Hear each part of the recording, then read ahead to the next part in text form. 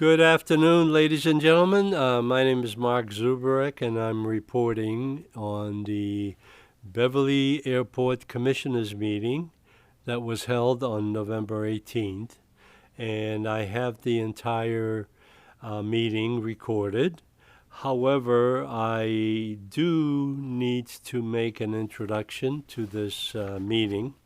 And first of all, I have to apologize for my sunglasses. I'm not becoming a Hollywood star or anything, but I had my eyes dilated this morning, and that's how it is. We're all getting a little older. But what I wanted to do today is give you a brief introduction into what the meeting was all about and how did Danvers participate in this meeting, because we are supposed to have 2 commissioners, and in reality we should probably have 3 or 4, but even at this meeting there was only 1 commissioner that has resigned in the past and retained his seat for the time being until the next commissioner can be appointed by the Board of Selectmen and recommended to the Beverly Council on their authorization. So, what I like to do is I have the brief description of the agenda is very straightforward. There are several items that I like to highlight. And one of the items that I personally like to highlight is the fact that there is available public comment that is permitted by the airport commissioners. The commitment to this public input has always been there. However, it is limited to 2 to 3 minutes each. And the thing is that in 2 or 3 minutes, you can do very little. So what I have for you today is the introduction, which is the Pledge of Allegiance and calling of the rolls and approval of the minutes. However, in the beginning of the meeting, the minutes from the executive sessions that were held and contested under the open meeting law were not approved in the beginning. They were voted to delegate authority to Chair Ratalek to approve October 21 and 29, 24 executive session minutes. And those are the minutes that are in contention of the open meeting law, which I'll get into in one moment. Commissioners voted to let the chairman approve the minutes because they didn't want to have another executive session to process those meetings. And that is not the way to do it, but that's the way they did it. My first impressions of what happened at this meeting is I made a general public comment in regard to the execution of what's happening at this meeting, and I read the following, and I am going to present this to you, and it is also recorded on the meeting minutes. However, I think this deserves a little bit of first-hand knowledge. Preface to my public comment statement on the 11/18/2024 Beverly Airport Commissioners meeting. This was presented by Mark Zuberek on behalf of the Danvers residents because there was not enough input given to this. I made a preface to my comments in these 3 statements, and I think we need to start thinking about what's going on. My first statement says, anger is just anger. It isn't good. It isn't bad. It just is. What you do with it is what matters. You can use it to build or to destroy. You just have to make the choice. And I believe that the Danvers residents and the public commentators in the past have made that choice, is that anger is just what it is. It's anger. What we need to do is implement that into action.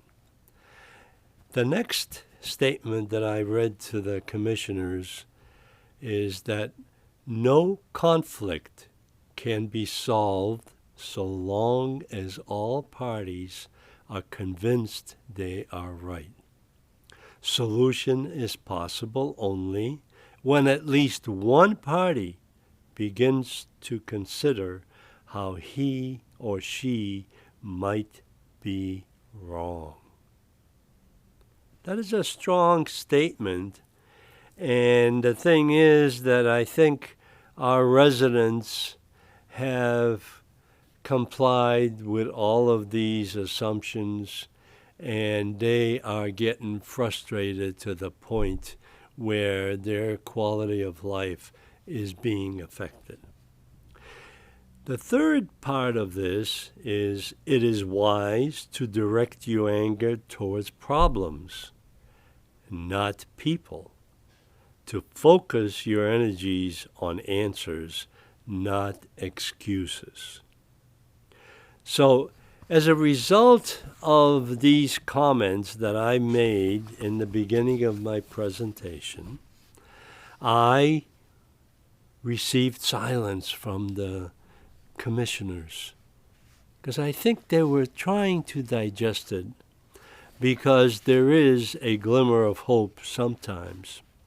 But my public comments consisted of, number 1, open meeting violation response is inadequate and shall be appealed for a true understanding of the violation.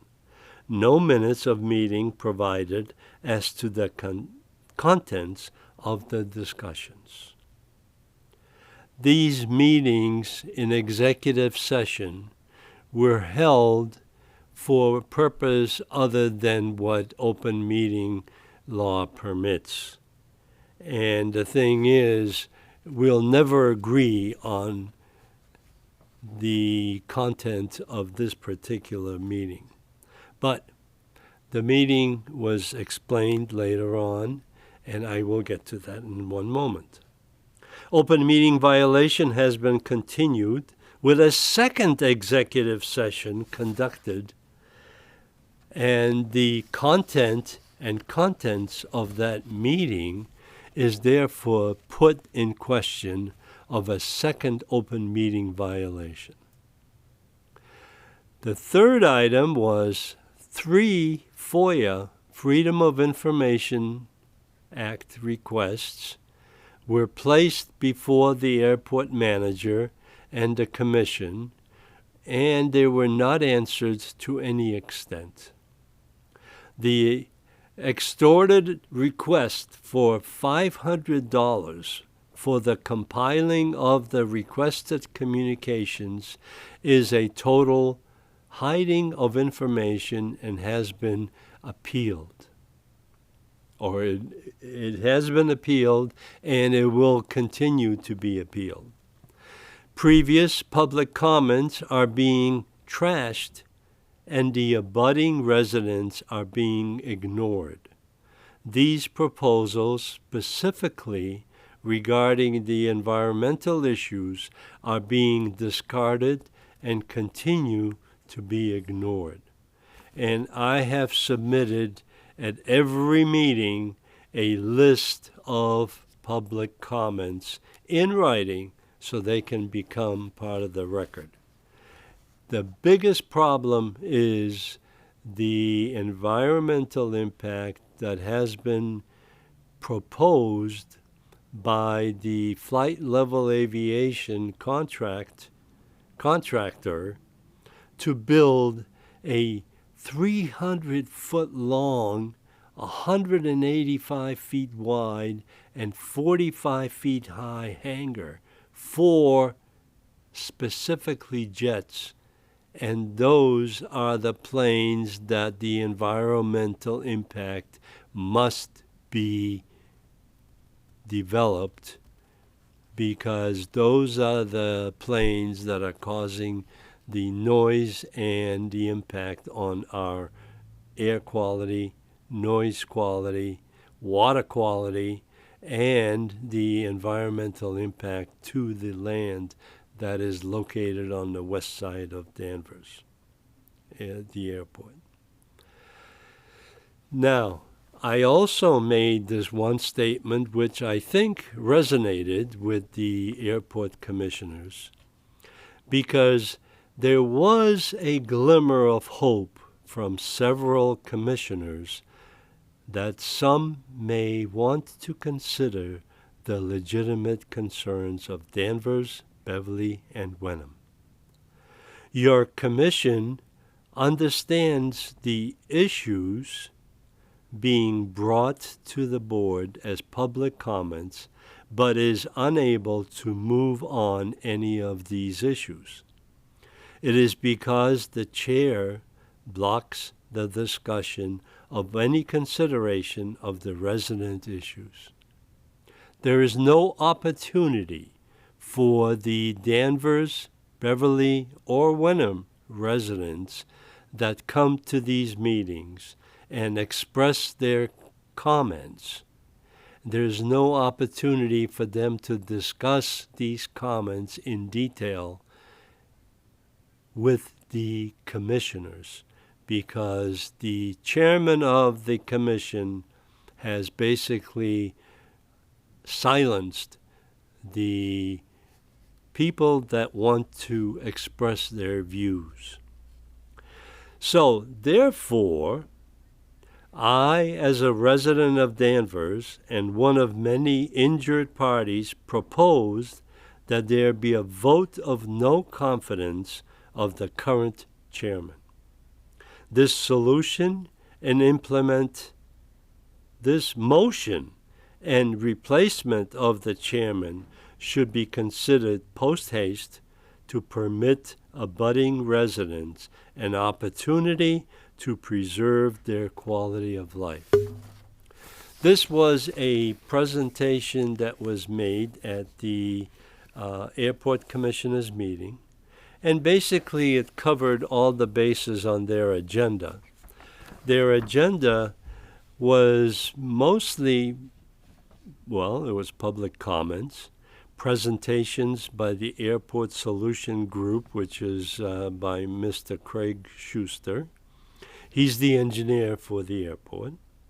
And this is where a lot of the environmental issues are being formulated and presented to the commission to implement as leaseholds for land that's available at the airport.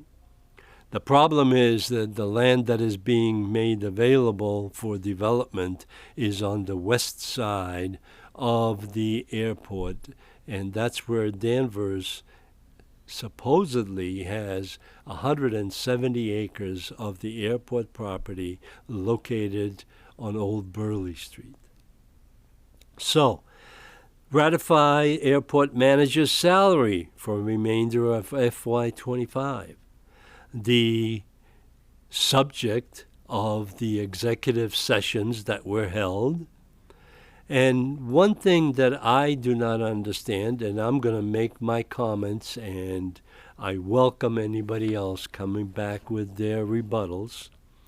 The Airport Commission in itself does not understand management of their manager and their employees. They need to take a lesson from some consultant of how to manage personnel, or maybe the city of Beverly must step in and provide guidance to the chairman of the airport commission and the other commissioners, because some have no idea of how to manage people and how to challenge them so they respond to the needs of the airport. Discuss possible addition to airport manager's job description.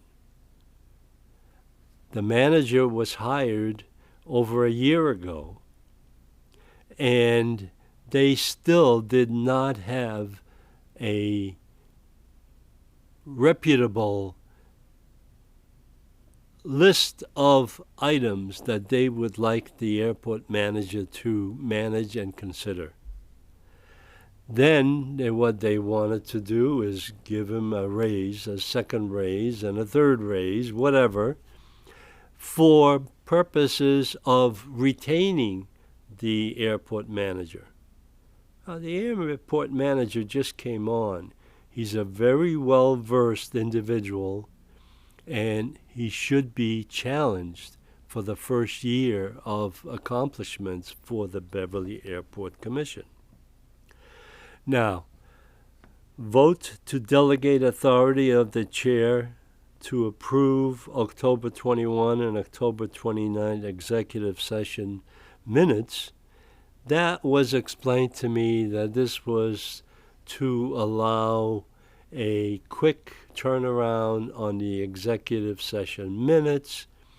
But the first thing I asked from the city solicitor is I request a copy of the executive session minutes because they were both under the open meeting law violation that was filed in support of the residents of Danvers. Communications. The one thing that I like to refer you to is the meeting took 2.5 hours. I ran out of film. So I listened to the conclusion of the meeting, and there are, like I said in my presentation, glimmers of hope for the Danvers residents and the Beverly and Wenham residents, because the commissioners, to some extent, have expressed interest in understanding and following up on public comments. Because right now, public comments are dumped into the trash bin and never to be seen again. So, the one thing that I like to express at this moment is that we had one of the two airport commissioners from Danvers present at this meeting, and the biggest issue was objecting to any of these motions that I've been making on behalf of the Danvers residents. Well, you have to remember, the commissioners are there to represent the interests of Danvers as they affect the quality of life, and that comes into the environmental issues that I've been presenting over and over again. So Danvers commissioners need to be replaced, at least one that has resigned, should be replaced post-haste, because we need representation on that board. That board does not understand why they're there. And we need to represent the interests of Danvers. So, I have the presentation of the meeting available for you as a follow-up, but what I like to do is it is boring. It's 2.5 hours long. I ran out of film, basically, and the 2.5 hours is well spent in understanding how they operate. But the thing is that it is way too long. So what I'm going to do is I'm going to present it to you. You may watch it if you want to in its entirety, but I give you the summary of what I believe happened at that meeting. So thank you very much for watching, and enjoy the long presentation of this meeting. And I don't know if I'm going to continue presenting it, but I think that's the only way Danvers will know what's going on with the Beverly Airport. And we are being affected by the goings-on at the west side of the Beverly Airport, specifically on Old Burley Street, and the residents are being affected right throughout down to the high school, and even in my neighborhood. The planes are flying low. The planes are jets. The planes are scheduled, and they are noisy. They contaminate the air. They contaminate the water in the area. And we have issues that need to be addressed. And I am going to ask the Board of Selectmen in the town of Danvers to address this issue, and we need to do this soon. Good night, good afternoon, good morning. Whenever you're watching this, please respond with any questions if you want. You know how to get a hold of me. Thank you very much. All right, we'll move on to public comments. Public comments. Anybody who would like to speak? Anybody else? State your name for the record, sir, please. You're being too cordial. Mark Zuberek, Danvers resident. And I come to you today with a little note, and it's lousy 2 pages. I hope you let me proceed. As I do on my program, I have a saying every time, and I like to introduce that here because it's so important. Anger is just anger. It isn't good. It isn't bad. It just is. What you do with it is what matters. You can use it to build or to destroy. You just have to make the choice. No conflict can be solved so long as all parties are convinced they are right. Solution is possible only when at least one party begins to consider how he might be wrong. So I put that up front because I thought it was something to think about, because it is important for us to understand what this organization is, what this community is. Danvers, Beverly, and Wenham, and other communities. Public comment. Open meeting violation response is inadequate and shall be appealed for a true understanding of the violation. No minutes of meeting provided as to the contents of the discussion. Which is fine. You need to hear this. Open meeting violation has been continued with a second executive session conducted. The extent and contents of that meeting is therefore put in question of a second open meeting violation. The 3 FOIA requests, Freedom of Information requests, placed before the airport manager and the commission were not answered to any extent. The extorted request for $500 for the compiling of the requested communications is a total hiding of information and has been appealed. Previous public comments are being trashed and the abutting residents are being ignored. These proposals specifically regard environmental issues and are being discarded and continue to be ignored.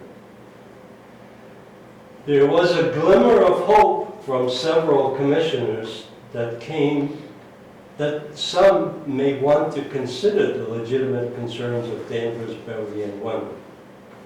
Last meeting, there was a glimmer of hope. Your commission understands that issues being brought to the board are as public comments, but is unable to move on any of these issues. It is because the chair blocks the discussion or any consideration of the resident issues. Therefore, I, as a resident of Danvers and part of this community, and one of many injured parties, propose that there be a vote of no confidence of the current chairman. This motion and replacement of the chairman should be considered post haste to permit abutting residents an opportunity to preserve their quality of life. This has been going on long enough, and I appreciate the comments that were made last meeting, and I hope that comes to fruition, but we are being blocked from considering anything that's appropriate for this meeting. Thank you very much. Thank you, Mr. Zuber. Any other public comments? I'll move on to tenant comments. Any tenant comments? No tenant comments? All right, we'll move on to Airport Solutions Group. Mr. Schuster. Thank you, Mr. Chairman. Projects, environmental assessment, expanded environmental location form. That's an ongoing project. Not a lot to update. Most environmental work is always a long process, a slow process, but we are working on the draft documents, and we have to look at a small procedural thing from FAA. They want to separate the documents. Usually we do the federal and state documents together and compare them, but recently, really recently, last year and a half, FAA wants them separate.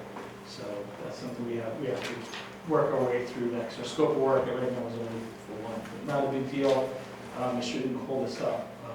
They're still waiting for the MassDOT grants to come in, right? I don't have a good answer with that at all. I know I have reached out to MassDOT, I think Gabe has, and it's nothing, not even like they're ready next week. So they say they're working on it. So that's all I have on the environmental project. Aeronautical study. So, been reporting on that every month.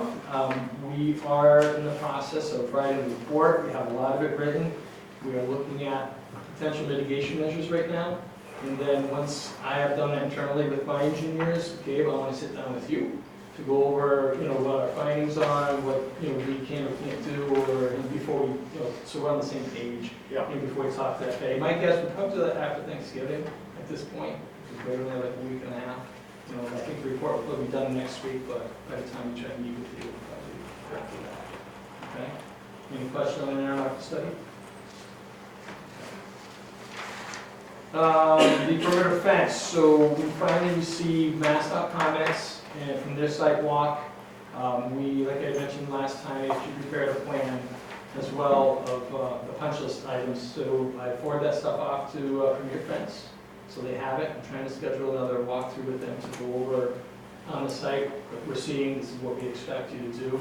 I have a meeting set up with Gabe, SG, the airport, and Premier Fence on Wednesday to discuss the project. So, we'll have results from that. When we're going to get that out there to take these things. Okay. Any questions on the fence? Percentage of completion? Yeah, they're like 99.9%. It's really punch list items at this point. Having some gap problems that we got to fix up, and there's some other things that MassDOT saw that we got to get them back out there to repair. So, and then we have those two bigger gaps that are more concerned than some of the smaller ones, but that's all probably being addressed. We're just glad we get a meeting on the books for Wednesday. Yeah. It's fantastic. Yeah, so. The purchase and remove equipment, That is a new project for the airport, and that is a project to replace an existing carrier vehicle for the snowplow blade, which was purchased with FAA funds back in 2002, so it's 22 years old. We had a pre-design scope meeting on October 25th. So right now, really the next step is I have to prepare a draft scope of work, which she's beginning to do the work, and then we have to go through, Dave has to go through independent fee estimate to get approved before we can actually start the work. And I know, things go slowly when you're using government money. That's all I have to say. I know other people say, why can't we just buy it and go get it? I get it, but it just, if you want to pay money and ask that money, it's a whole process, believe me. But unfortunately, that's how it works, right? So just stay tuned. I mean, you'll get one. Let's see. Truth be told, I don't know if you get it by next winter. Just knowing what I've gone through, leasing some other airports, talking to manufacturers, there were, some of the vehicles were out over a year. And that's just because of, I don't know, it's still COVID related, but just supply issues and all that. So who knows, it might have changed. We'll see when we get into this, when we call manufacturers, but I mean, it'd be great if we get it back next year. We'll see. Any questions on this? No move equipment.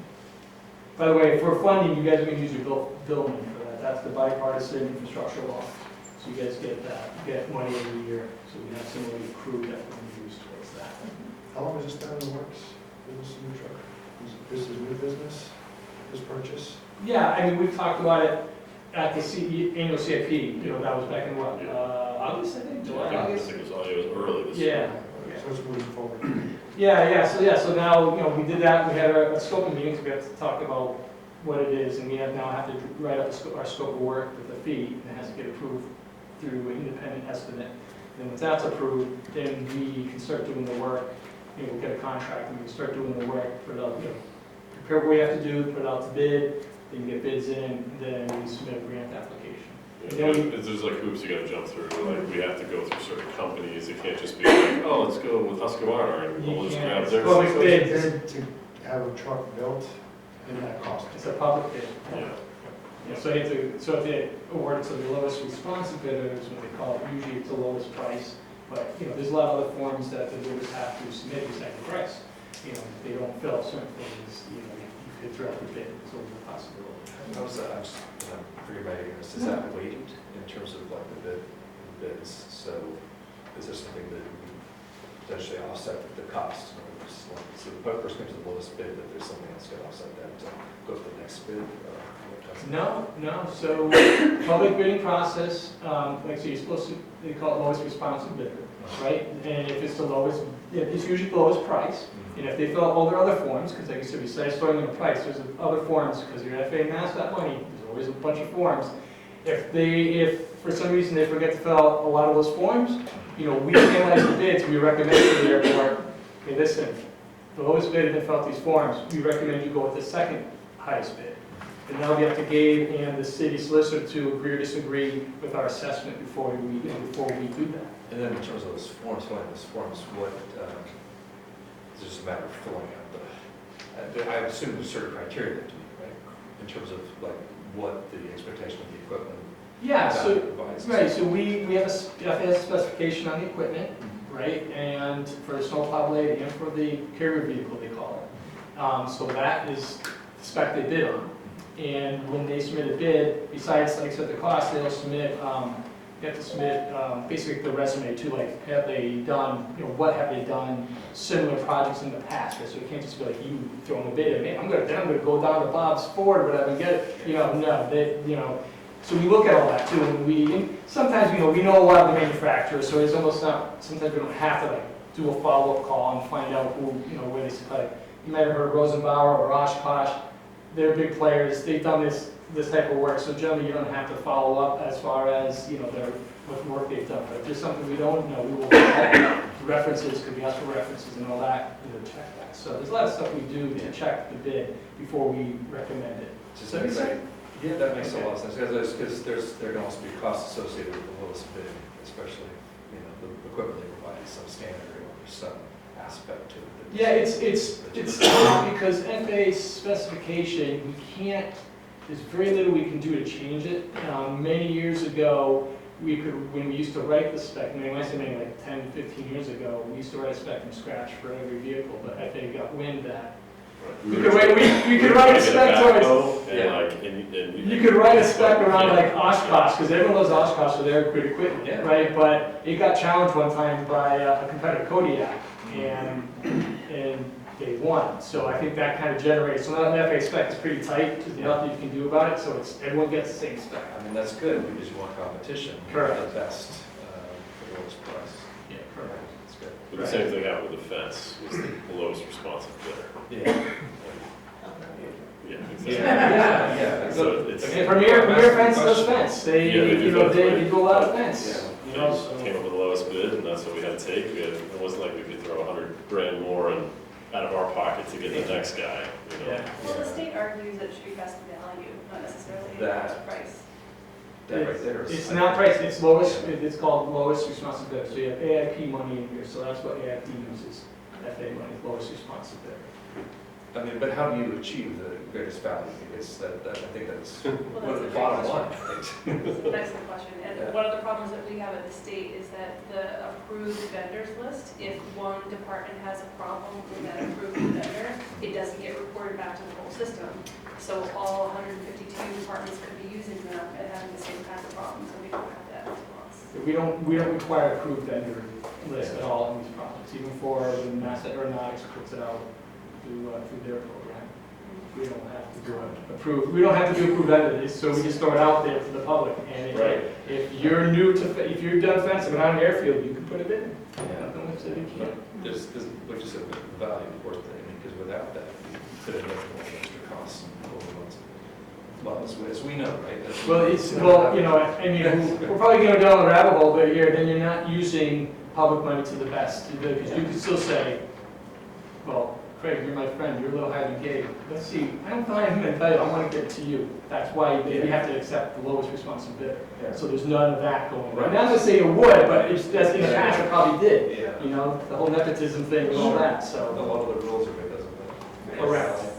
Yeah, I agree, that, you All for know, a reason. I agree, there's something you just don't know who you're gonna get. In some, believe me, usually on airfields, there's certain contractors we see all the time that it's, thank goodness, in a lot of ways, it's a very particular type of work that you're not gonna get a lot of new guys. But sometimes I see some, I got one doing at another airport this year and they'll work with, nothing I can do. Check their references, they sound good. I mean, it's very difficult to kick them out legally. Because they could bid protest it and then the project's gonna hold.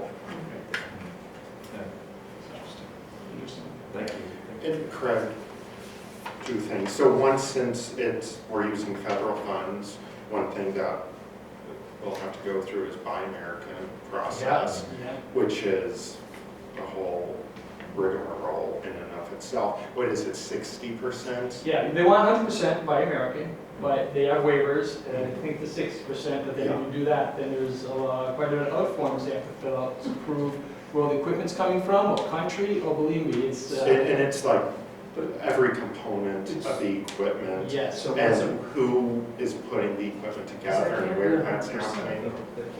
it's a struggle, some of them there are, but it's a struggle. But they know this, like the bigger company, like the Rosenbauer, Oshkosh, they do this all the time, so they're fully aware of the Buy American requirement and what they do. I mean, I'm not arguing the Buy Yeah. American at all, but I'm just saying that. It's not easy. It's not easy in No. terms of sourcing. It will kick people out who think they might be able to supply something if they can't do that. At least meet 60%, I think is. And that's going to affect probably costs in terms of. Well, the larger companies have the teams to be able to fill out all this paperwork and make sure that they Correct. comply with all that. The smaller companies don't have the staff, so they get outbid. Yeah. And if I can add, one thing that I've run into in the past with equipment purchases using federal funds is a vendor might be Buy American compliant, but they were very stingy with giving that information up because they consider it proprietary information. And so it was a whole process of convincing them that this isn't going to be like used against you or to, it's not Competitors. going to be sent to competitors. So yeah, that's all to say that it's can become a very complicated process It to. won't be sent to competitors because when we get questioned for, we have to send in the bids that involve the other Right, that, but companies. the thing is, So we have a Buy American certificate in there. It just, pretty much it's a check box right now as far as you're doing a waiver, but we don't require them to submit all the backup for that waiver yet until after this. That's just the way it works. And then I also want to point out the local share is 2.5%. Oh yeah, it's going 95% for FA this year. Which generally it's a 90% from the FAA and 5% from the state and us. The FAA, I forget exactly why, what went on, what type of funding they got, or if it was a legislative action. I just in the legislative action, it was the AIP funding, and they Yeah. just increased it to 95. So our local share is only going to be 2.5%, so. Well, on those letters, because all the federal money that we've been getting has been saying basically that we're in continuing resolution, we don't guarantee these funds, and that. They never do. They say that all the time. Yeah, I'm not saying they're going to, but I hear it too. Yeah. Does this affect our runway projects as well, like getting a different share? Yeah, I mean, because, well, So as opposed to the the 5% that according we, to FA, 95% is this year and next year, and that's it, and then back to 90%. gotcha, okay. We can try some lobbying to see. I FY27. said, I don't know why they went to 90%, but it's a good thing, so I wish they would continue it, but Is it set, it's like we're just doing this for 2 years and then it's done? that's the indication, but as Jesse pointed out, they could always retract that back to 90%. Gotcha, Yeah. but as of right now, it's It's, just, right, right now, that's the way we're running with this, FA Regions told us to run with it, so. Well, we're putting up hundreds of millions of dollars of state funds to cover federal funds until we decide to pay us back. Just fun. saying. And so you know, FY24 still hasn't closed for the state yet, that might be holding that last dot. Is that why we haven't had a grant for 2 months? And we're getting a new accounting system starting July 1, so for FY26 it's going to be Different. and slow. So is that why the grants haven't come out, maybe, Jess? I don't I'd work like from to ask you about that. I don't work from Because that. they're way late, and it's holding up a lot of my other projects, besides this airport. Well, they're So, all in meetings with me 16 hours a week, so that's quite a few. release the money.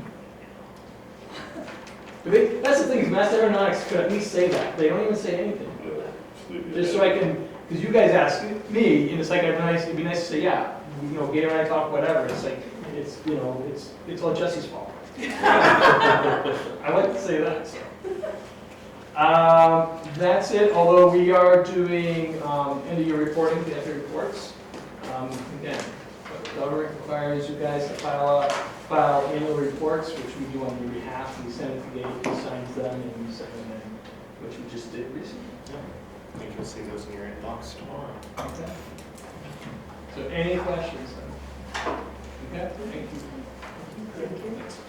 All right, we'll move on to airport manager's reports. Mr. Hanlon. Hi, everyone. Happy November. All right, so we'll start with our operations and fees. Monthly operations, we had a slight increase of just over 2.5% of 225 more operations than last October. So a pretty small increase, but an increase nonetheless. We had a 35% increase in our fuel flowage fee that we collected, and a 16% increase from last October in our landing fees. So again, just a few extra operations, but still got a substantial gain for both fuel flowage and landing fees. Jet fuel tax revenue, we'll get Q3 numbers, I believe, next month. We'll get know how much of that we got. I did ask, because I was really curious about, I'll get Q4 numbers. For whatever reason, Q3 did not populate on here. Q3 was about 26,000 in jet fuel tax revenue. I got really curious because Q3 was 26,000, Q2 was 20,000, or Q1 was 5,000.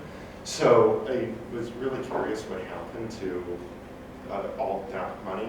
Turns out the way that these are being collected, for whatever reason, the state has cut the Q1 covered December, January, and February.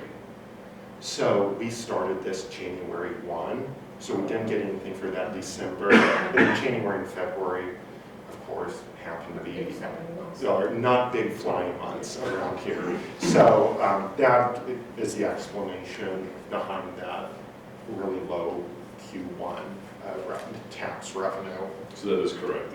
That is correct, yep. That is the correct amount. Sorry that the quarter 3 numbers didn't make it onto that spreadsheet, but it's about 26,000.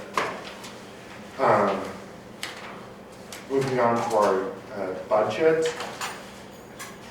Again, we are we're tracking ahead on our revenues, and we're looking really good on our expenses as well. You'll notice the two kind of outstanding outliers. There's one in the personnel expenses. This is where like salaries, overtime, all of that comes out of. Even though we're only 38% of the way through the year, we've used only 11.5%. That's 11.5% from our enterprise fund. The other stuff was covered by our ARPA and CRISA COVID relief money.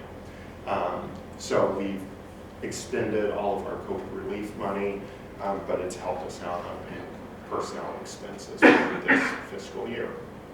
And then the other one is our insurance. See, we've already overexpended on our insurance. That's just basic liability insurance that we have for the airport. The premium for this year came back at $12,000. We had only budgeted for $9,000. We've got, you'll see extra funds within our operating budget that we can transfer over, but just want to explain those two outliers. Is there a reason for the increase? No, I think it just, Underwriting? yeah. Overall. And then in terms of, I apologize. No, you're good. So then we need to assume that, so next year will be different in terms of personnel costs, in terms of, we don't have that COVID. Correct. So yes, we won't have that COVID money. It'll be coming completely out of our enterprise fund. The budget, the FY25 budget for personnel, that 303, that is how much everyone is, all of the total expense for personnel costs. A fraction of that 303 is coming out of our COVID relief funds, and then the rest out of our enterprise fund.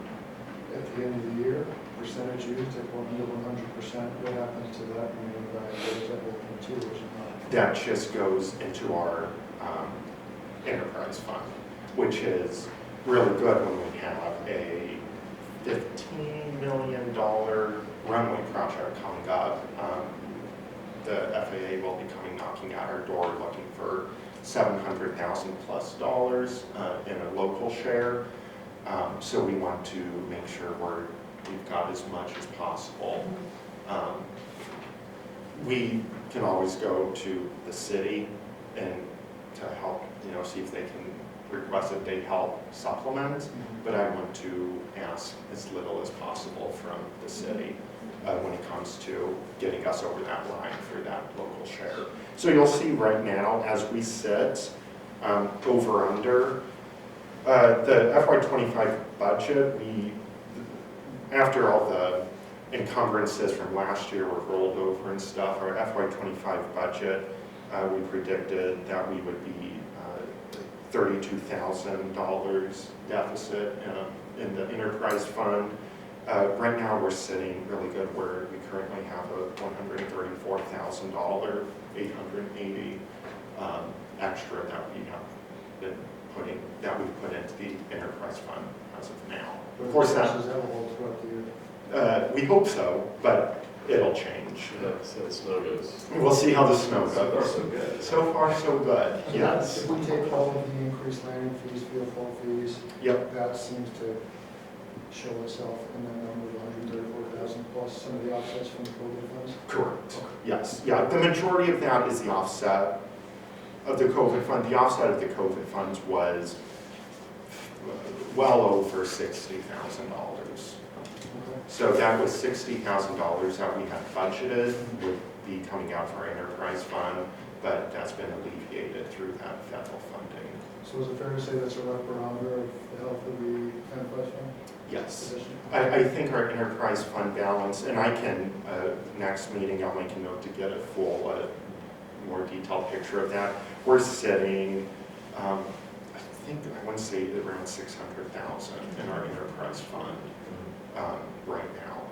So, Yeah, say, so we're probably at 26,000 for Q3 for jet fuel Yeah. tax. And then Q4, if, yeah. so yeah, that's something else I want to say. So yeah, our, you can see on the budget sheets that 26,413, that is our Q3 number. Q1 and Q2 were in FY24, so they don't reflect here. We budgeted $20,000 for the FY25 revenue on that fuel tax. That was because of that $5,000 we received in Q1.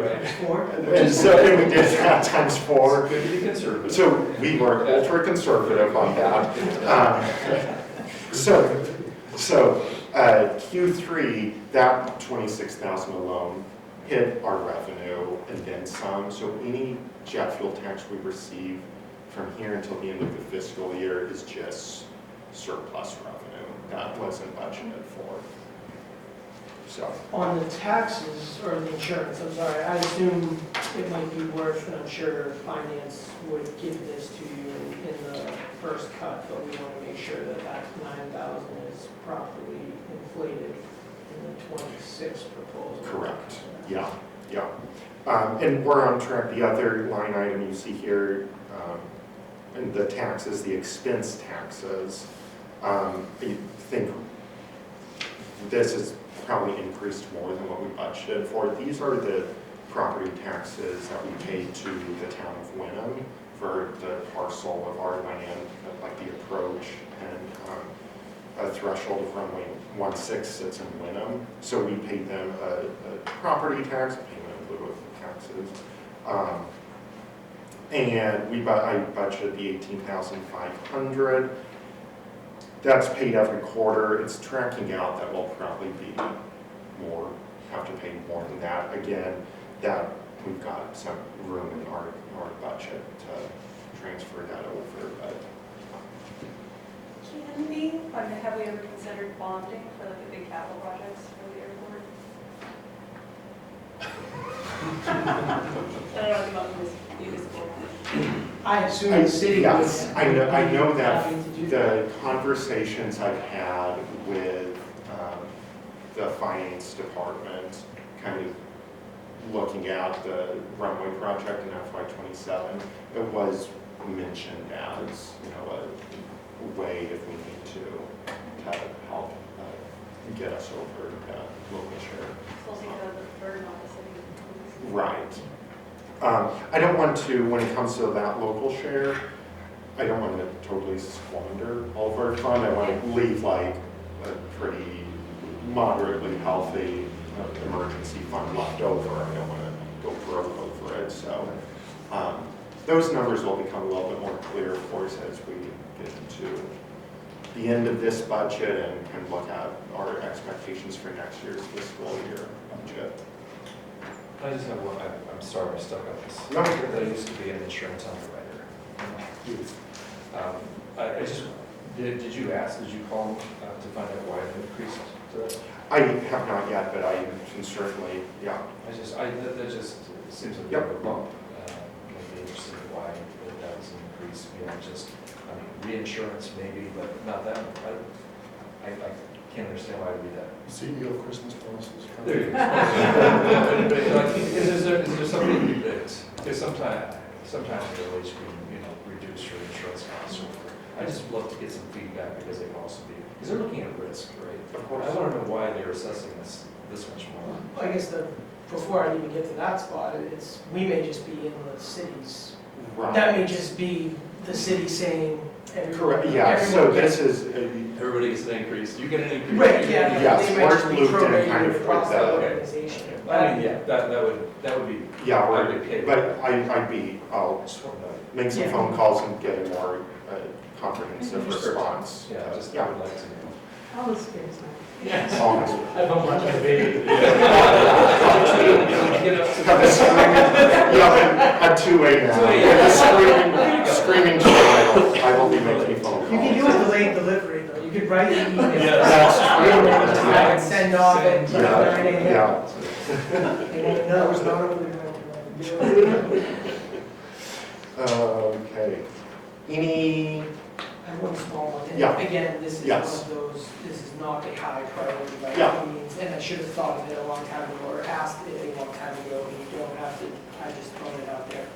The fuel flowage is funky because we still have yet, well, I guess this month will be the first month where we can do a true apples to apples. correct, and that's Okay. the same with the fuel flow chain lane piece thing, yes. The only thing I was gonna say, which might be an interesting stat to add to this every month, but if it's a real burden, I get it. It just is scratching an intellectual itch question would be fuel flowage. We're reporting fuel revenues. What is the actual flowage? The actual gallons, yeah. That, because that would be apples to apples regardless of what we're charging. And the prices got down in the past year. So Right. it might be helpful to be Yeah. able to see not just Yeah. money square taken, but Yeah. how much volume are we doing? Right, great. One more. Just another thing you need. That's But easy. prioritize appropriately, That's, it's not no, there. that's easy, that's, yeah. I'm assuming you have that number. I do have those numbers, yeah, that is, not difficult at all. Yes. Any questions on that? All right, let's move into our noise complaints. This was a very good month. So these noise complaints are from the 21st of October, which was our last meeting, until today. I've received a total of 2 complaints through, I got one from the website, an email, and another. So this is a decrease of 103 from last month. Last time I reported to you all. There was from 2 unique addresses. One of them was someone who has never complained before. So our total individual complaints are up. We have received 321 this calendar year across 33 unique addresses. So one of the complaints was from a Beverly resident. She said that they never see airplanes over their house, ever. But one day there was a jet that was extraordinarily low flying right over the house. So she was very concerned about that. I looked at the flight track. At low altitudes, the altitude number on your flight tracking apps aren't always super accurate. But it did show that this aircraft was flying at 450 feet, which was fairly low for approach to 3-4. Again, can't trust that number fully. It can be plus or minus a few hundred feet on that. And they did cut onto final pretty early compared to when we would expect aircraft to cut final to 3-4. I was wondering if Robin had the same, that was all on the same day.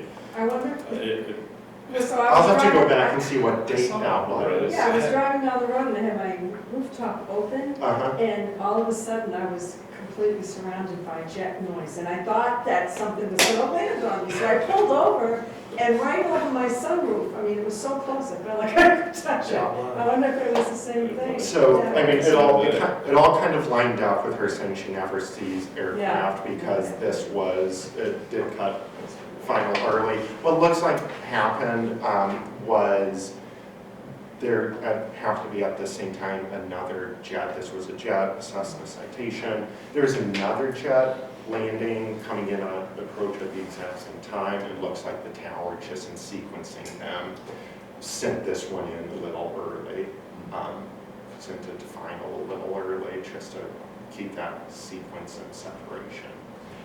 The second one was about an aircraft flying on runway 27, doing touch and goes on 27.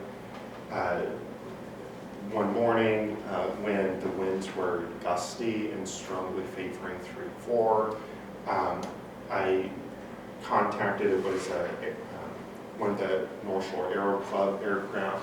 I contacted the Aero Club. Sounds like it was a student and a flight instructor working on crosswind landings and takeoffs. Looks like they did 5 flaps in the traffic pattern, working on that, the crosswind stuff. So I've let North Shore Aero Club know, and yeah.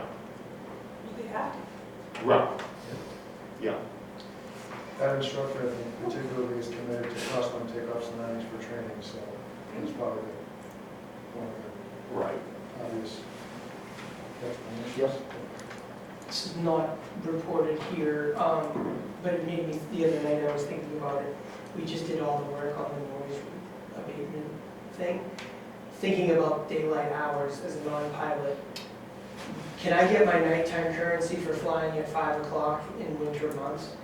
Yes. I think we should have said something in We the report do. about, Yeah, and you know, that's saying the like thing. our preference is nighttime currency, don't do it in the summer at midnight, do it in the winter at 5. But if they're But you- getting their certificate, they're not gonna wait 6 months to. I understand, but I assume. We can put A something. certified for sure. pilot that just needs to log the time, it's like, Right. I would It's every certainly, 90 Please do that at 5, not It's every 90 days. So okay, there's oh, so there's a that time one, constraint. okay. So That's less but than- it's- I thought it would be an annual thing, and I'm like, why wouldn't we just tell them to fly now? But we can, I mean, we did discuss that. We said, you know, let's at least put something in for the time change for winter, you know, it's like, Yeah. and we can always adjust, you know, and say, you know, come November. I mean, it would be worthwhile, you want to say something? oh no, go ahead. Would it be worthwhile in, say, November to move the curfew up, say if you're going to do night currency, ask people to finish, you know, at an earlier time? Some people have work and work later, but I just wonder if it's. Yeah, I mean, I'm amenable to that, I just, it's more in my mind, I was thinking the other night, I heard one scout drilling, and it was dark, and I was like, oh, I could be getting nighttime right now, and why didn't we think of that? Why didn't we encourage that behavior? What's that? I said, do you want me to write this down? No, just a thought that, Yeah. again, when you look at that document. No, yeah, Again, every 90 days kind of shoots in the foot. But no, But but- I would certainly not be opposed to, you know, changing the language in there to reflect the language of the federal aviation regulations, about putting myself on the spot trying to remember this stuff, but the like civil twilight, hour after civil the twilight. hour after civil twilight, and make that recommendation in there, that, Yeah. you know, during winter time, Yeah. I would do recommendations on like not the curfew, because that would take No, I don't- everybody like me who is working full-time. No, trying to get their right. certificate. Right. Because you go from 5 to 8 right now and not, in theory, generate the complaints that we get in the summertime. when Yeah, it's- it's kind of, Yeah. yeah, yes, Would make more sense. Yeah, yeah, it's easily put in there. I don't if the, know if if we the, have to get a noise abatement subcommittee meeting together to No, do I would not. that. But, No, I would oppose that. yeah, but yeah, we could definitely, try to figure out some wording to address that, for sure. and then, sorry, did you? Yeah, I was wanting to add, also propose to you and the rest of the commissioners of forming a community forum for noise issues, like a biannual meeting that we invite the public to, that the commission holds and takes questions from the public, hears from anybody that wants to come. Looking at that and researching that, it seems like that would be We could host beneficial for the outreach. the Danvers Senior Center periodically. Yeah, I'm, We could try the first one here, but do something to see what the response is, you know? oh yeah, I think, I mean, from experience, People seem to like to go to the Danvers Senior Center. I don't know if they feel more comfortable there or, Yeah.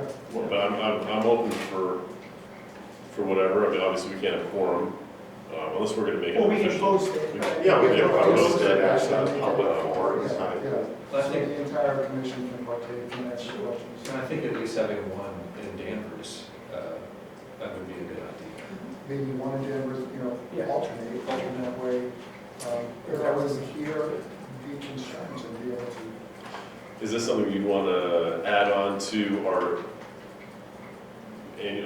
monthly commission meeting, like that started at 5, run at 5 to 6, and then, because I mean, I know everyone, like, people work full-time, and, Yeah. we have little kids, and doing multiple nights a week could be difficult, but I don't know, are we opposed If we to? knew in advance, could Twice a it year, supplement twice a- every one 6 of months. these meetings? Yeah, So, so, Hold on, was I was just thinking, rather than ask in theory, why could we, if we knew there was a light meeting and we knew it was 3 months out, I mean, you could probably stack it such that we Yeah. don't need, Yeah, and our full meeting, we just don't need it together and. I have this generally session. have about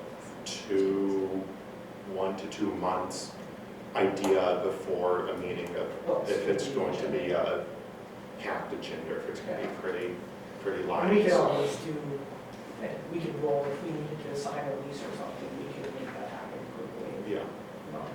I love the idea. Yeah. could we also consider doing independent night for it, and that whoever could make it, as if it's a posted meeting, Yeah. whether commissioners attend or not, they Yeah. have a very good, maybe we don't need all 9 commissioners, but enough to represent. So- Yeah, we could always post it and make it optional for commissioners. And then it's recorded, so people can also watch it after. And Yeah. So we can, do we make a motion, or what do we do that?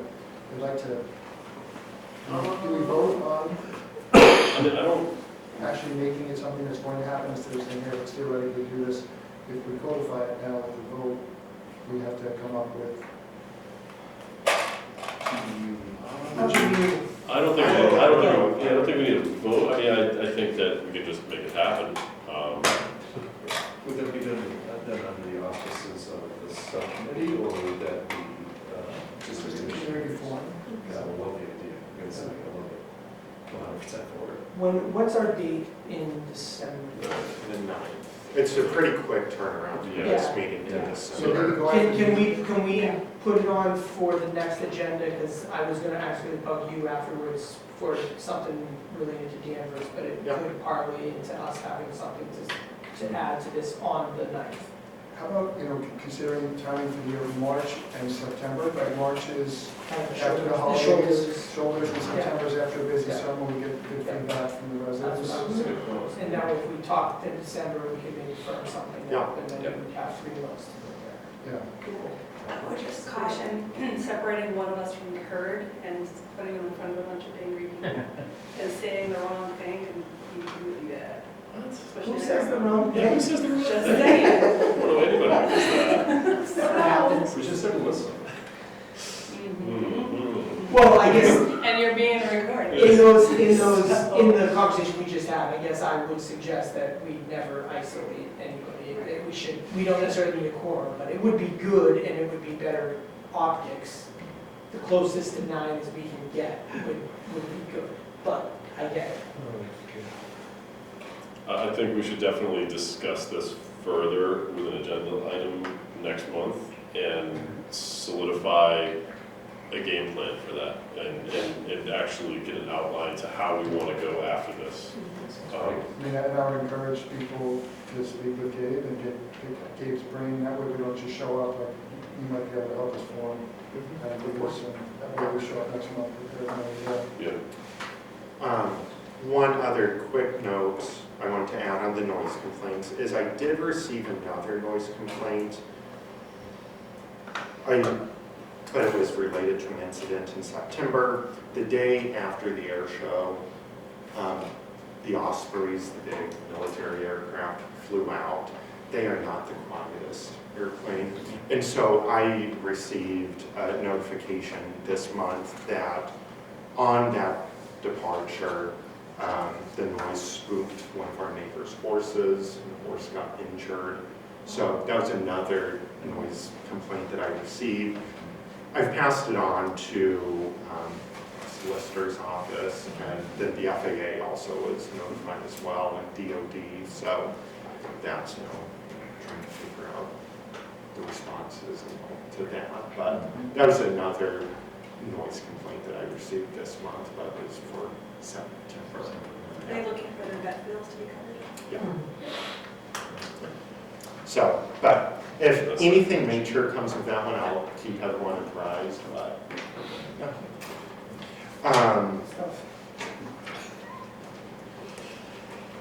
Does our insurance cover it?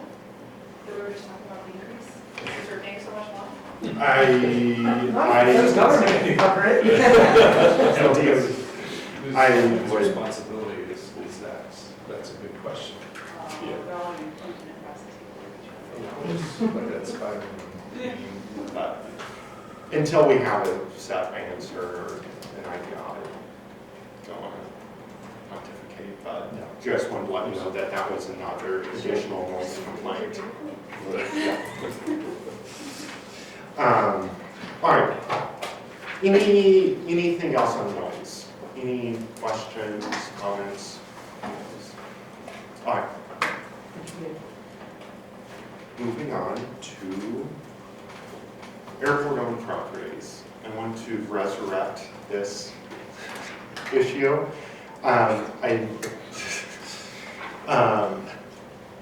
Going into 2025, I'd like to see the commission kind of firm up the position on various airport properties and how we want to move forward with them, start getting RFPs now, start getting agreements written, whatever we need to do to get some of these properties that have been kind of hanging around our necks figured out and get a game plan going forward. So the first one is Building 45.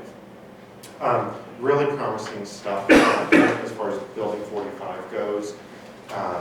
Later on in the agenda, there's an agreement with Aviair, and in the past few meetings there have been agreements with Aviair. They're using office space, the finished office space in Building 45, as well as Flight for CF. Rich Little is also using some office space over there, so we're getting use out of Building 45. We just have the whole other 2/3 of the building. I know that in December, right? Yes. An organization a nonprofit organization has come and proposed using the 2/3 of the building for the use of a museum. I know that Aviair might also be interested in expanding their operations over there. The caveat with Building 45 is the eyes of the FAA. It is aeronautical use. So we want to stick to that, using it as aeronautical use space to protect our grants. That's what the grant assurance is. That also alleviates us from the more stringent RFP processes outlined in Chapter 30 of Mass General Law. What was that on product? What's their? Mass aeronautical space. What is that? Yeah, aeronautical and Space space. museum. That could be argued as educational purposes for. In Hyannis. They're based in Hyannis currently. Well, they were, but they're in storage currently. Yeah. What do they have in terms of assets, like the aircraft to display? They're, you can Google them and get like some pictures as to what's going on or what was going on inside. And there's some old plane, like one or two old small planes. They have some cockpits. They have a simulator. I don't know what else they were saying. We did have a sit-down meeting with them a couple weeks back. Toured 45 with them. They're looking for around 5,000 to 6,000 square feet. Are we able to pay the going rate? Well, so we have not gotten to that point of discussing money yet. That's what gave us talking about is December is going to be a presentation month. So we'll have Javier presenting to us what they would like to do with whatever space they're interested in.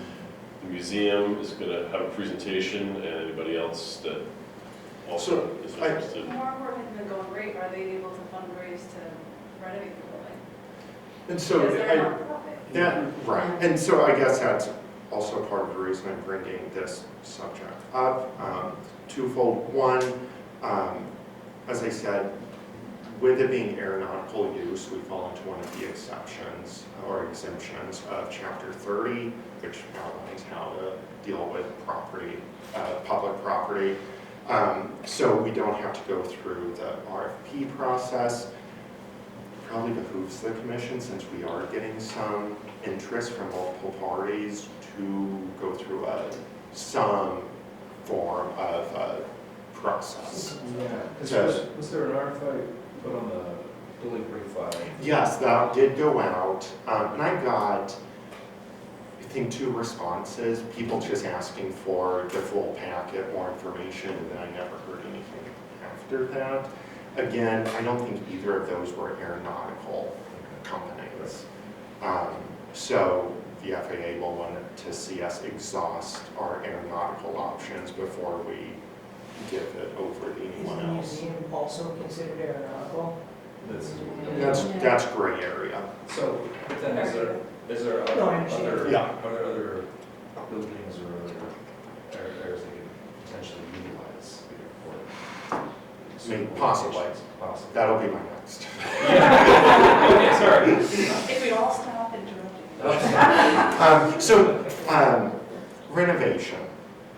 We still have an account, an airport account, that has $110,000 in it.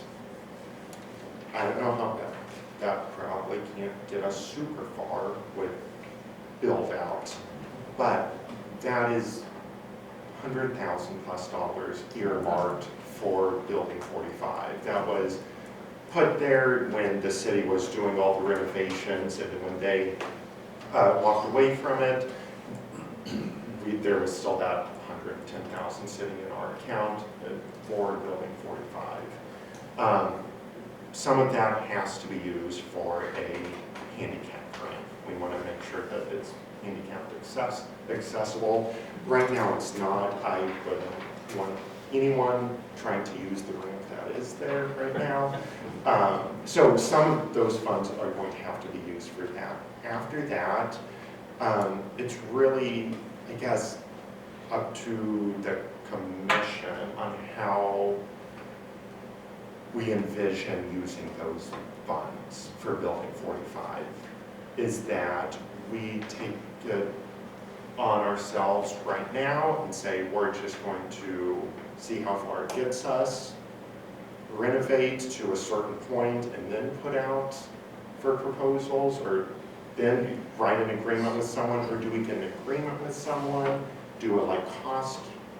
I mean, What would that get us in terms of improvement on building 45? I'm not a building guy. It's, So what do you mean? it's, so depending on how we go at it, so if we get like an independent contractor, we RFP out the work, and we get multiple quotes, that's one route that won't get us extremely far. I think Gabe, you talked to the city, and there's potential that the city can use. because the city, they came into the project intending to renovate the entire building. So they still have, if I understand correctly, they still have a supply of materials for Building 45. Along with a handicap ramp. Would we have to pay for that? So we would have to pay the city for their work. But just the labor, but not the material. I mean, I think I'll have to verify that the material might have already been, I mean, it's there, it's in It's there, inventory. right? Well, that's a. So I don't know if that was already paid for and it's just been sitting, but Yeah. Because the handicap ramp the, I has mean, been the sitting. handicap ramp, Oh, yeah, Okay. So it's just the labor. right. Right. So again, so it goes to like, how do we go about this? What's the availability of the city, you know, and yeah. I don't know if I'm making it complicated, but I mean, to me, if we knew what was gonna go in, I would be hesitant to put a bunch of money into it and then have the potential respondent go, sweet, I'm tearing all of that out. Well, so that's the question, that's why I'm asking the question, like, is that something that needs to be in there regardless of whatever goes in there, right? So are we talking like some studs, some stringers, some whatever, so it's something that's infrastructural in the building, right? As opposed to something, add a few walls here or there, address stuff that could be removed. That's essentially like, what do we need to do to figure that out? To me, it's Airport's gonna pay either way, because we either gonna subsidize the rent, because they pay for it, or we do the work, you know, maybe to spec, But I mean, our money goes further if it's a lab Yeah. where they identify what they want to do and we can say, okay, you have, you As a know, here's some resources that you. Perhaps are a sweetener to a deal, to say, we can do whatever, $100,000 worth of work, and then you're responsible for the rest. That's kind of the route I was Yeah. leaning towards is getting proposals, seeing what everybody is going to bring to the table financially, physically. And then the other option is we do the handicap ramp. Whatever we have left, we just use for just general maintenance of the building. Okay. And instead of putting it all into one project, Yeah. we get someone in there, let them do what they want with the space, and then we just have this fund, so we're not dipping into our enterprise fund to replace a roof if it comes up, or new siding, or a window gets broken that needs replaced. We have a fund. We're not in to jeopardy save of it. losing this money, correct? Correct. So then that would be, for me personally, I just think that makes more sense, fiscal sense, to be able to have that as, again, not having to tap the enterprise fund, especially if it's a roof issue or some other such thing that needs to be addressed. And let the people, whoever chooses to, you know, lease the building, build out how they want it, according to their specs. That seems to make more sense. How bad is the building? So is it just like service stuff, or could it be structural and then it becomes a bigger issue when we it's start? beautiful, it's brand new, it's just not finished. Well, so one thing, the restaurant side. There's always, for commissioners, an open invitation. Yeah. Please come by. I'd be happy to walk you through the I building, was to gonna kind of ask see you the that, state. yeah. I would of definitely do that. Has it changed since that was last time? No, Probably not, probably not. It hasn't changed in 2 years. Okay. So, Well, it's deteriorated in 2 years, you just can't see it. So yes. this middle section is, it's in decent condition, I mean, work in progress condition. The floors are good, structurally it's very sound, insulated, brand new roof in the whole building. The insulation alone is incredible. Incredible. You can see it too. Yeah, so and the HVAC system, we have not had it tested, but it is a brand new HVAC system that was literally installed and never plugged in. So So if it's garbage. it could be garbage, there is a chance, but the other HVAC system that's running, the finished side is working perfectly, heat, cooling, doing great. But no, that middle section is fantastic. I mean, it's literally ready to be white walled, basically. And you can spec it out however you want. And you can spec it out however you want. I mean, you'd have to determine a couple of things, but yeah.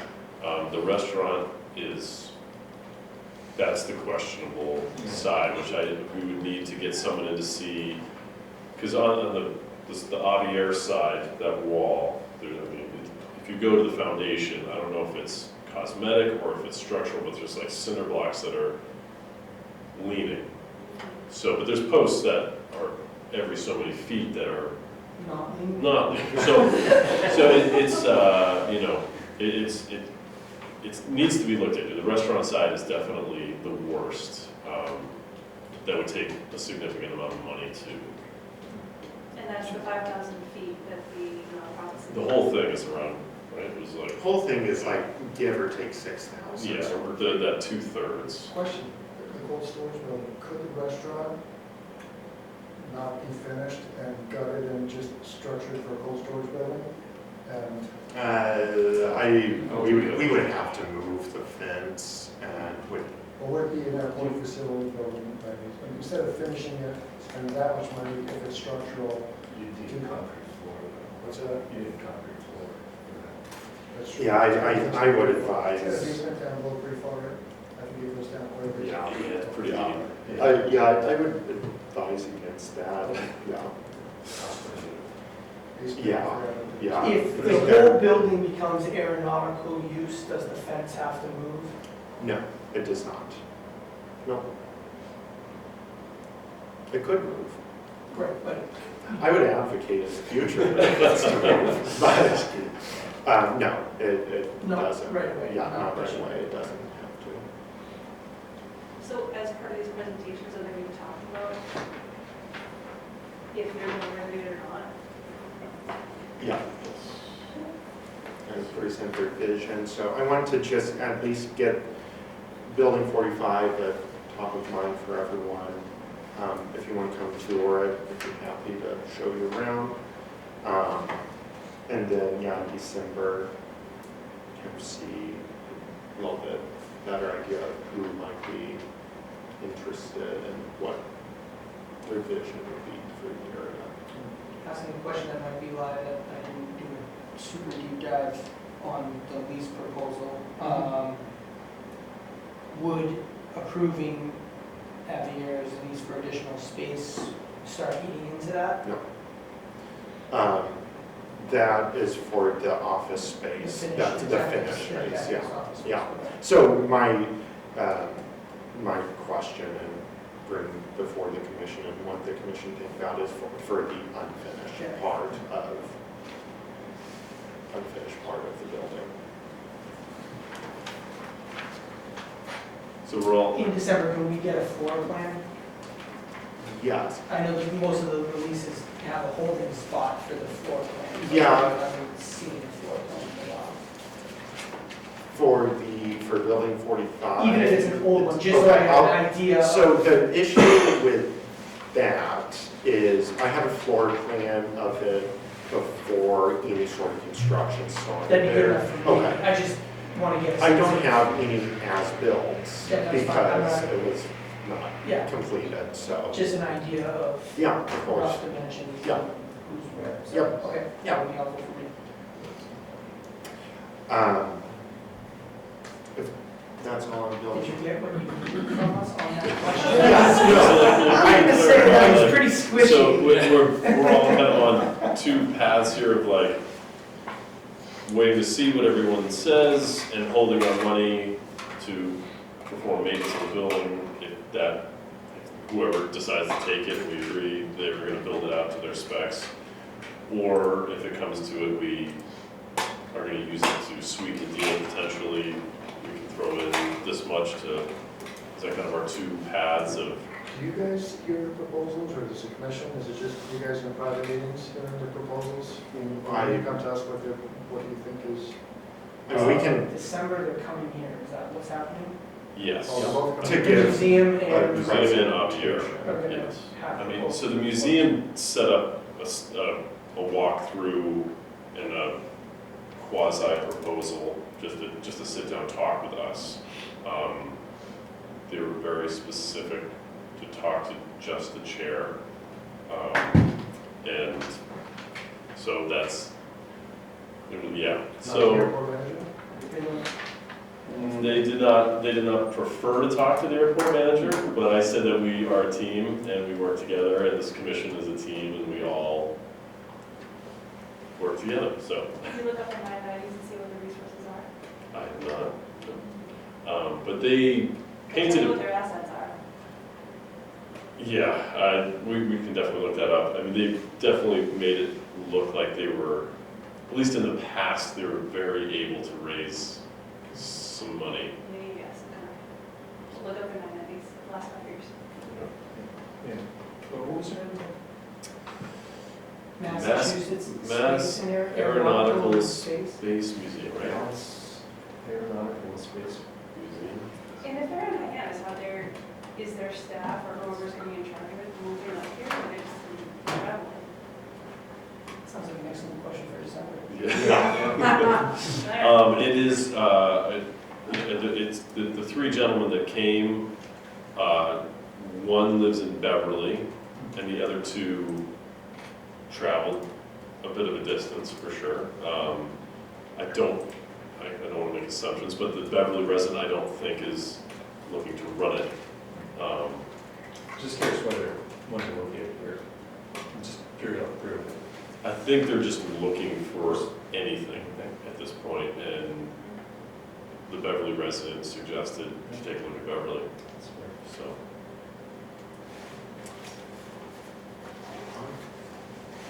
All right, so the next bit of property is property along Airport Road and LP Henderson Road.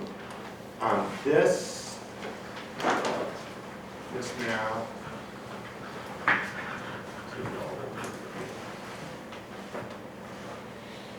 All right, so here we are. Indeed, let me first share our screen. Where's screen share? Is that this one?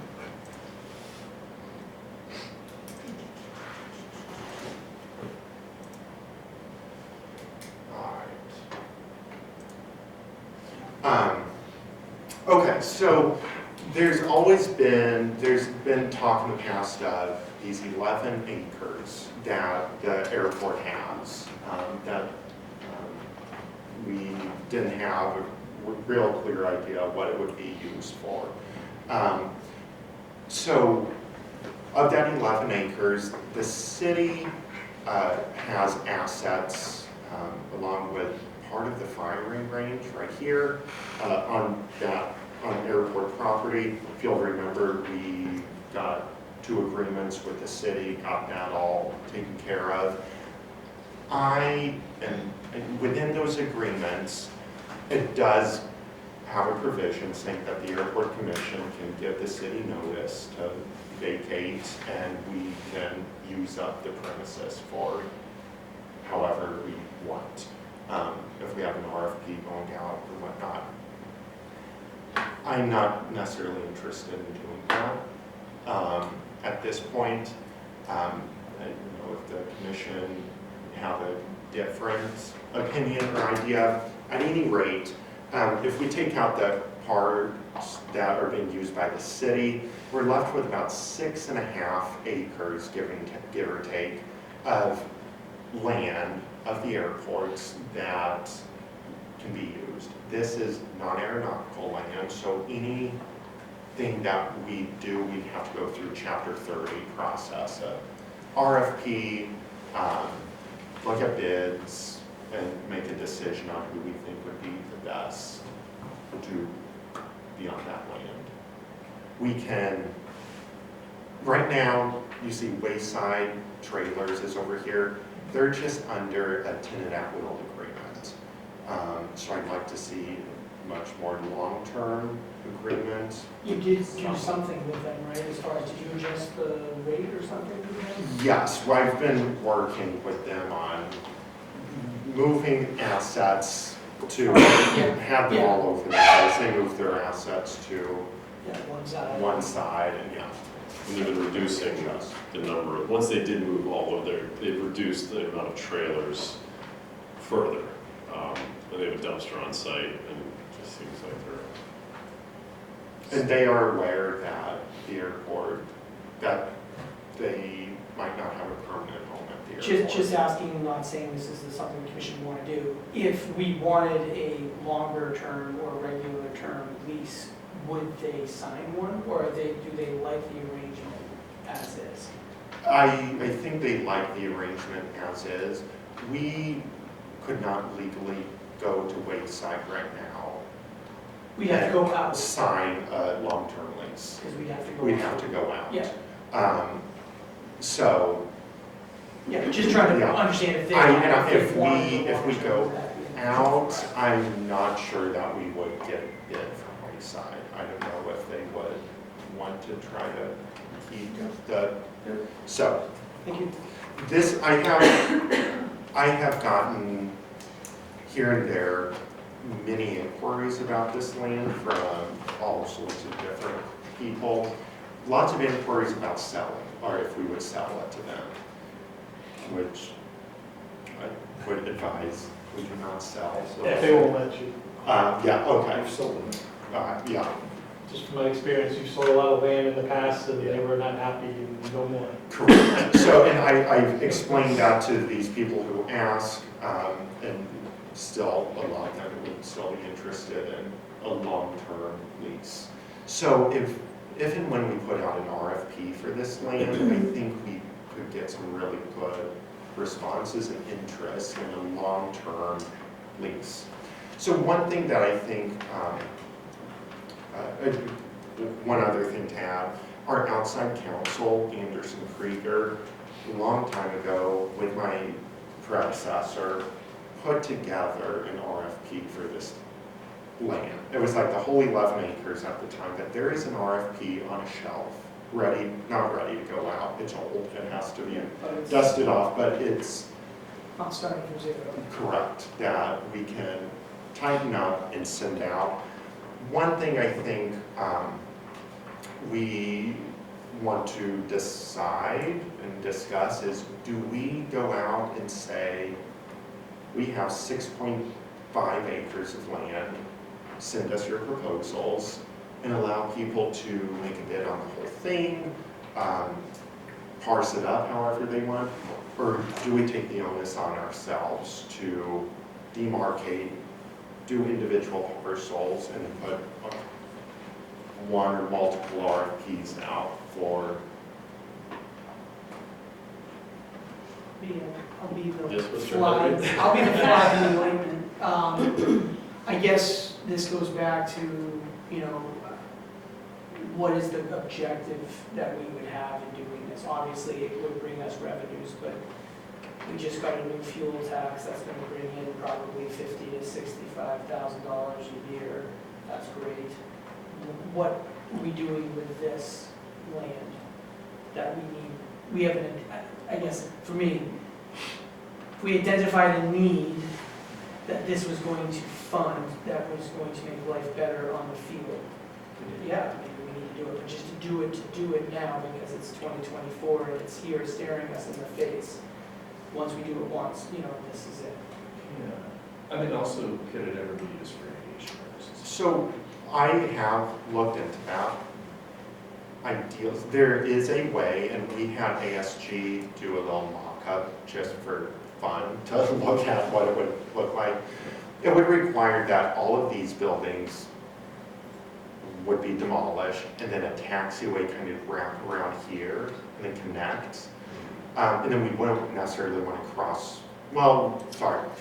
The proposal also included either we take it right up to Airport Road, or Airport Road gets moved and a four-way intersection is great with San Fonso, and then we have all of this space for aeronautical. That would be really cool. Yeah. That's very expensive. Yeah. And we just don't have the funding to do something of that magnitude. Yeah. And I would say, let's dream a little bit. I mean, I just feel like to Aaron's point, like, once we say, okay, we do a 1,500-year lease, we're locked in, but we have a chance to reimagine the airport. I'm not saying we're going to, but just saying we should at least entertain the possibility if it could benefit the airport and the community to have that. Well, you're knocking down out of the air, so like. Well, how long so- right, is it? and so that's the other thing, is that it would require buildings being taken up. There's some wetlands here that would come into buffer zones. That would be a whole different, environmental Yeah, well, it permitting wouldn't and mean stuff. eliminating, we are being shifting things They around. put a boatload of money, ST and Paul put a boatload of money. Right, but we have to deal with that. We brought that up, we've had that discussion with that dream of the back 11 being turned into aeronautical with a slew of hangars, corporate hangars, small hangars for small aircraft. It's definitely a dream. It would be it's been something we've talked about for months and months and months. But it's, again, it's like, the FAA is not gonna fund that. They're center line out, you know, finding the funding for this would be astronomical and very difficult, and it's kind of geared us more towards looking at the new taxiway Echo that is being funded and is gonna go in, and then all the way down 1/6 as we have land starting at the COD, that multi-engine airplane sitting out there. From there down is gonna be accessible for development. Yes, So- future development will be able to So it's, go in Yeah, there. that's, I wanna hear more about this, to be honest. I mean, I wanna, I'm not content with just, I'm fine with going, you know, whatever direction is necessary, but I wanna take in, you know, driving that great work that I'm doing and exploring this. It sounds exciting and interesting, but I want us all to kind of vet that, you know what I mean? I want us all to kind of talk about it, because yeah, I mean, what's practical? Sure, there's a lot of things that we can do that are absolutely practical, and whatever has been done before, but, you know, can we try to consider like what's possible? Because otherwise we'll never, this is as far as we'll go.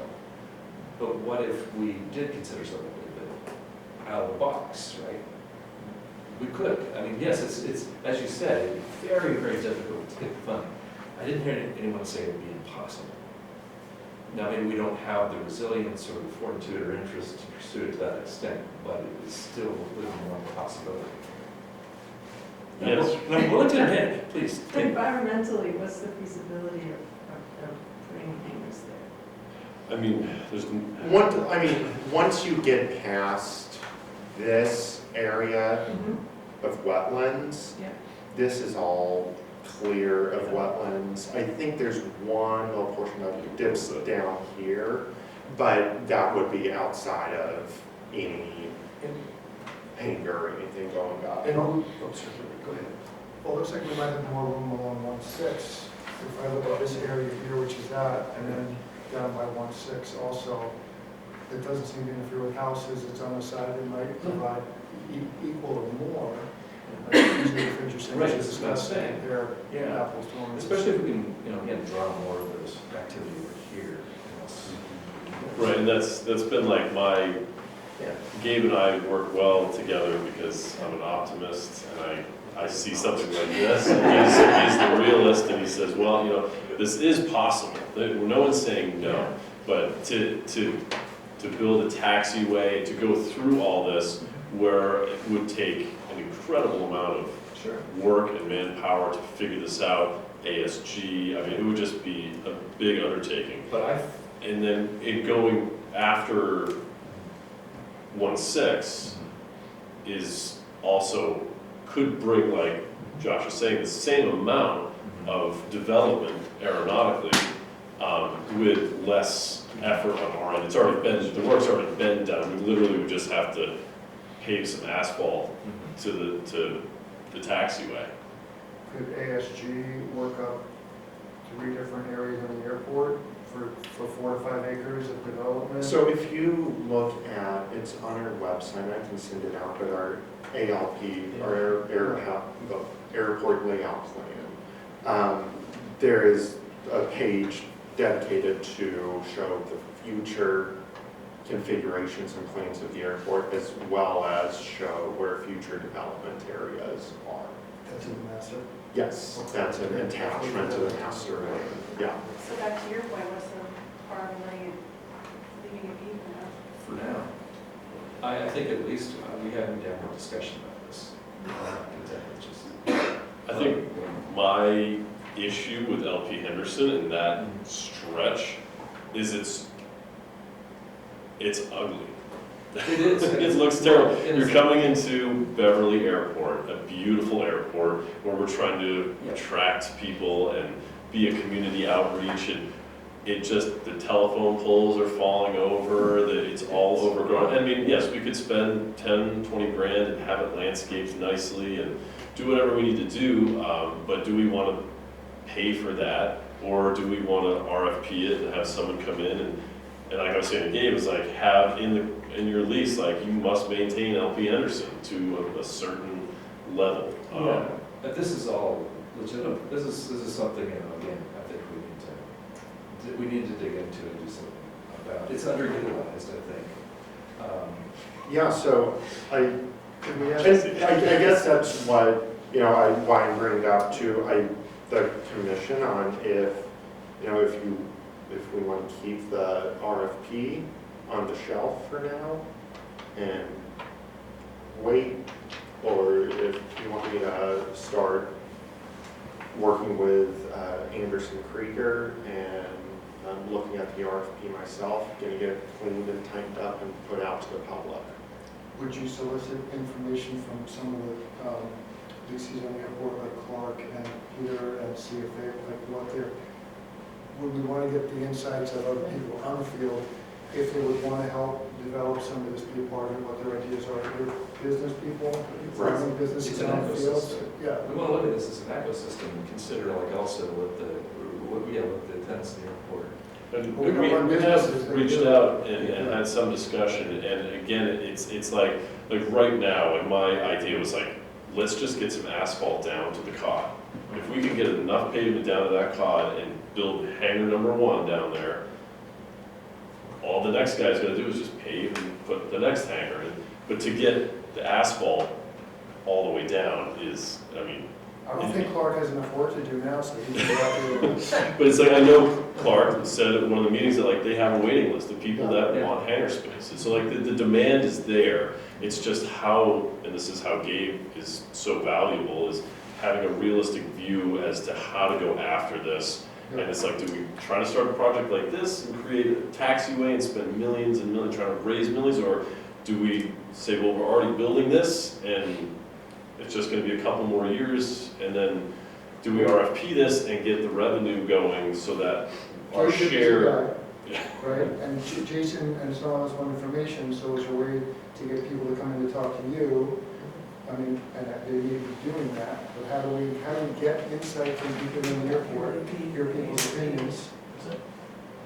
Was that area in the ALP? It is in the ALP, but It's just, but it's just Not- it's purple, not, like it's not, flash or something? yeah, it's not shown as any future development. Right. It's non-aeronautical space use. There'd be a process, because the FAA released it. It was aeronautical use space. They released it in 2005, maybe. There'd be a process to get it back to aeronautical space. We're talking fencing would have to be moved. It's a hefty project, but not impossible.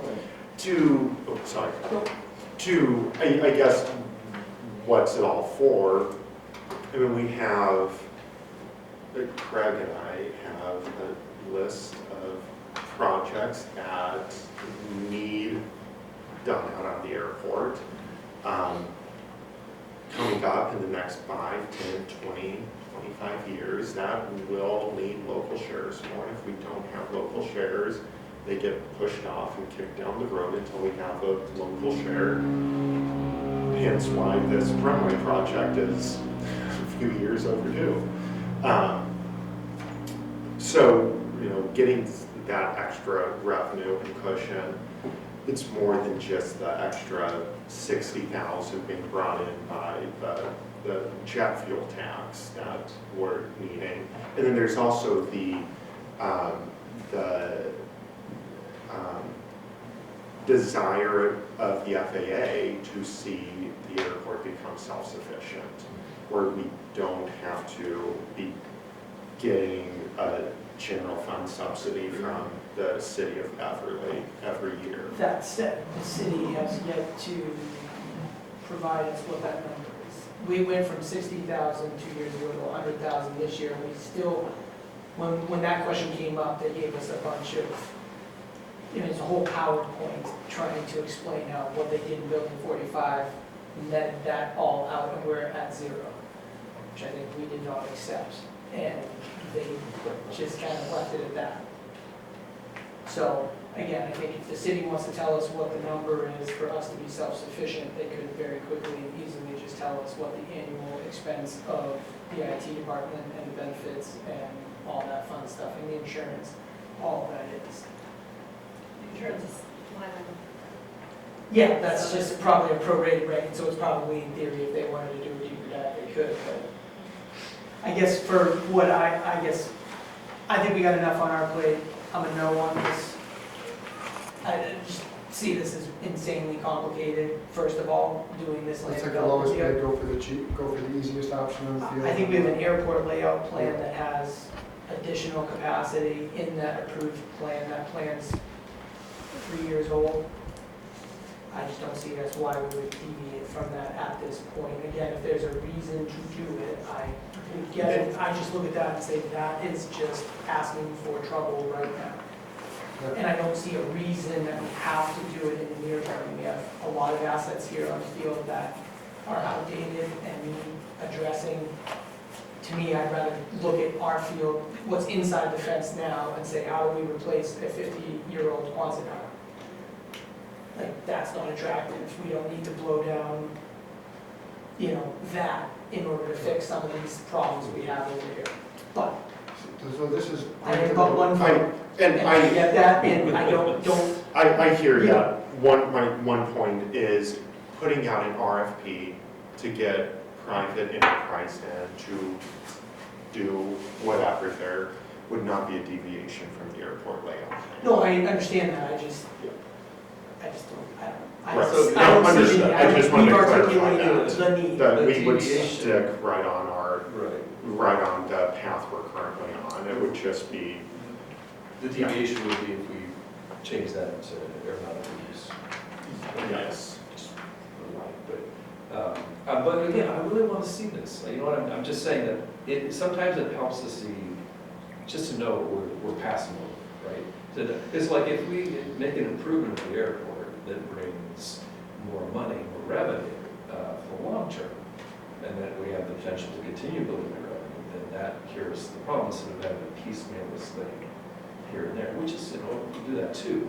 But I just want to make sure that we're utilizing this property to the best benefit of the airport and people who have businesses in the airport and also for the community.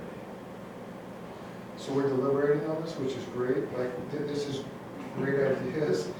I still think that while Gabe is a great resource and we have ideas, I feel like we have the public, the people in the airport who run businesses, like, probably far more about this and talk to people, but it seems like there's going to be something that makes the most sense once we start to look at it. Talking like this, people don't really have background and understanding. We're not going to get too far, and I think we should reach out to people, find out, I don't know if an RFI, just to get information from people, find out if other interested parties do have the funds, would want to do something, work with Gabe. I had one We should-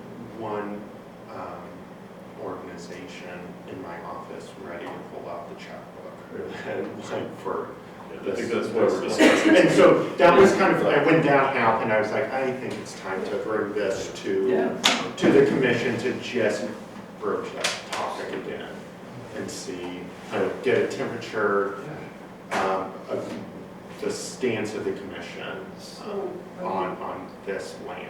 What would be the harm, and maybe there is harm in this, I don't know, please tell me if there is, but just as an RFI, just to get information from the public. If someone comes along with an amazing proposal for this and says you'll make lots of money and it will be supportive of what you're doing, whatever, it might be worth entertaining, I don't know. But also, again, I'm not entirely giving up this idea that we can use for aircraft. And that's a good point. We could, I believe, I'm not an expert on Chapter 30, but we could put out an RFP, go through the whole process, see what responses we get, and then opt to walk away and not.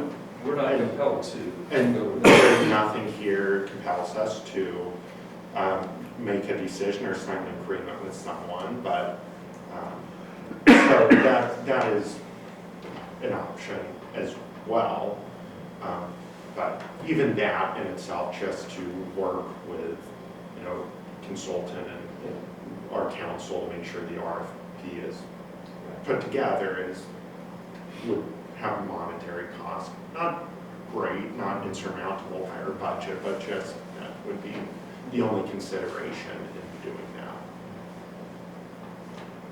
that. Anything, Chelsea?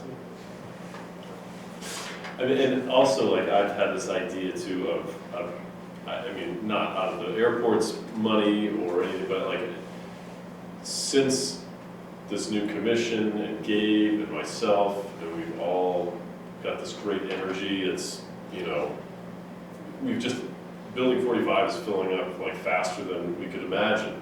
And there's a lot of people that are interested in having office space at the airport. And the Pilates studio just went in and just outfitted that whole building, and it looks incredible. The basement, I mean, I saw it before, and what these women did to this building is just incredible. And I feel like we're putting out this energy that's attracting people that want to be here. And I want more people here, and I want more businesses, and I would love another office building. I know it sounds crazy because 45 sat forever, but like on the other side of the back parking lot, I would love to have, I know Gabe would have a hangar, but I was thinking like an office building there where, you know, It's incredibly valuable property. It is. I don't think we appreciate that as much as we could. You know what I do for a living? No, I do. I get it. Yeah, but you Well, know, you what know- I'm saying is like, this is what at the very beginning, so let's dream a little bit. Doesn't mean they're gonna do it necessarily, but at least, you know.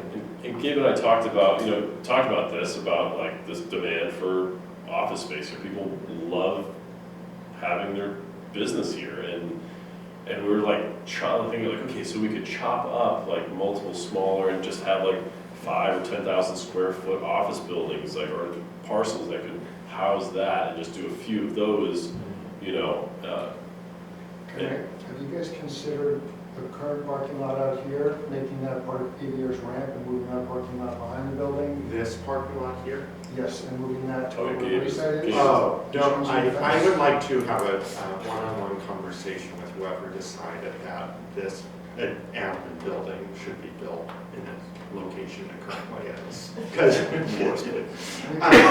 but I mean, Could we take a small part, like, how you consider? theoretically we could, but yeah, you run into this building being so far out here, it really minimizes the amount of space that we can take up here. And we really would, I mean, I know if you come here on a Tuesday at like 11 o'clock, the parking lot is not jam-packed, but I mean, it gets full. I mean, it gets full a lot. A lot of people come here. So I'm hesitant about losing parking space also. I mean, 13 parking spaces. Well, I mean, we could, but it would probably entail taking stuff that's currently aeronautical. But it's also to consider. yeah, and that's why we wanted to have this discussion Yeah, and it's bring great. everybody on the same page. And like Aaron always says, it's like, what's the point? What are we trying to get out of this? What are we benefiting? Why do we need to do this? Do we need to do it now? Is it better to wait? You know, and that's why we have a great commission. Everybody has their different ideas, and it just makes it for a good discussion.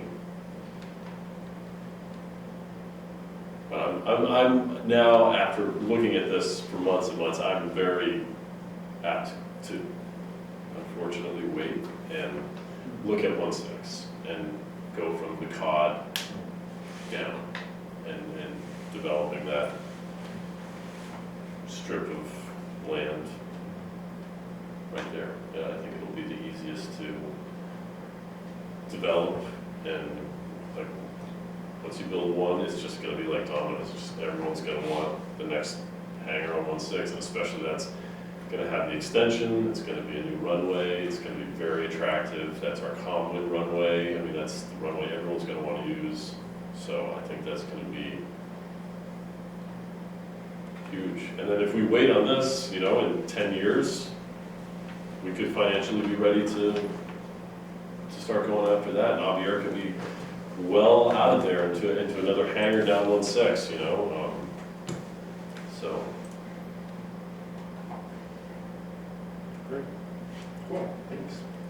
One last thing, I'm going to turn it over to Commissioner Zuberek, because she had a fun Saturday as part of the ongoing outreach that we're doing.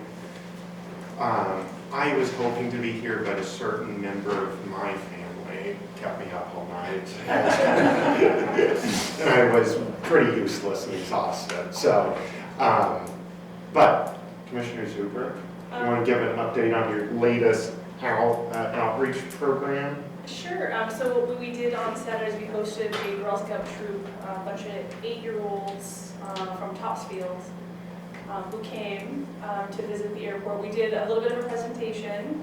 We brought them over to Avier. They were super nice and hosted us. Let the girls crawl all over their planes with us, Sophie, for the morning.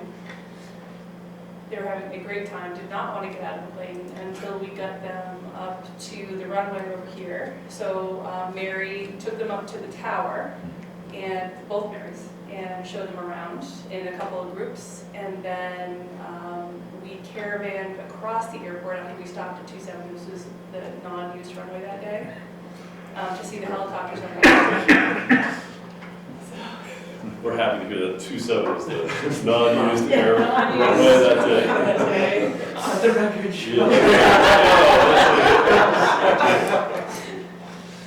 So, yeah, they had a great time. And Lynn is really keen on having us there monthly. They have like 11 schools or something, and they want us all to go there, basically be on their payroll. No. So we're gonna ease into that. I haven't heard back from Beverly schools, but I'm not really surprised right now. So, and Holton Richmond, I haven't heard back from them yet either for Danvers. Just piggyback this, Shore Country Day School and Brookwood also like to get in on the fun. Okay. So I think they want more of a program created that I talked to them about, and like working with the flight schools and the robotics and I don't know what the division is that they have in their schools, but Lynn was talking about that too. So they have a whole pipeline to work kind of program, and they really wanted to have internships and have all kinds of stuff at the airport. I don't know if they want to go that far, but you know, this is middle school, so. I mean, it's small here, and Logan is just as close to you. I don't know, unless you were open to interns. Open work. yeah, I'm not opposed. All right. That's how I got my start in it, so. Yeah, we could work something out. And Gabe is going to Essex Tech next week to visit the automotive class again with Michael Miller from Aeronautics. Yep. He was awesome. Yep. He was really great at what he taught. And gives me a chance to ask him about some grant money. Great. Well, thank you, as always, for putting that on, getting that organized. So elated to see that continuing and the outreach that the whole commission is doing with the community. So thank you. We had to answer a lot of parents' questions about noise, about what's going on with the airport itself. Yeah. So it was good to have that. Yeah, of course. Yeah. All right. That's all I have. Thank you, Gabe. Any questions for Gabe or on any topics? All right, we will move on.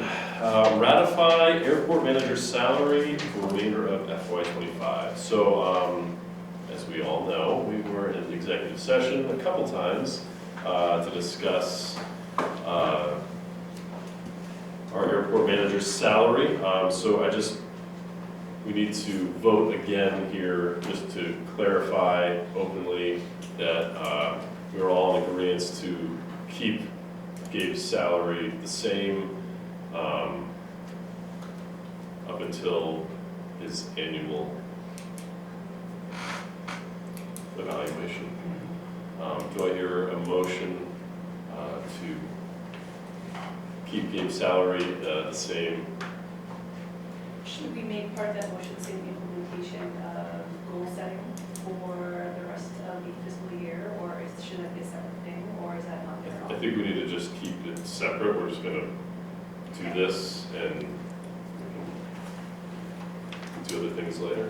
But to just, you know, because of what we've been going through with our executive session and everything that's happened, we just need to vote to, you know, I guess I would make that motion, I will just say, because I'm not going to get myself in trouble, that there was a lot of conversation that went into that over multiple meetings, so I'm making that motion.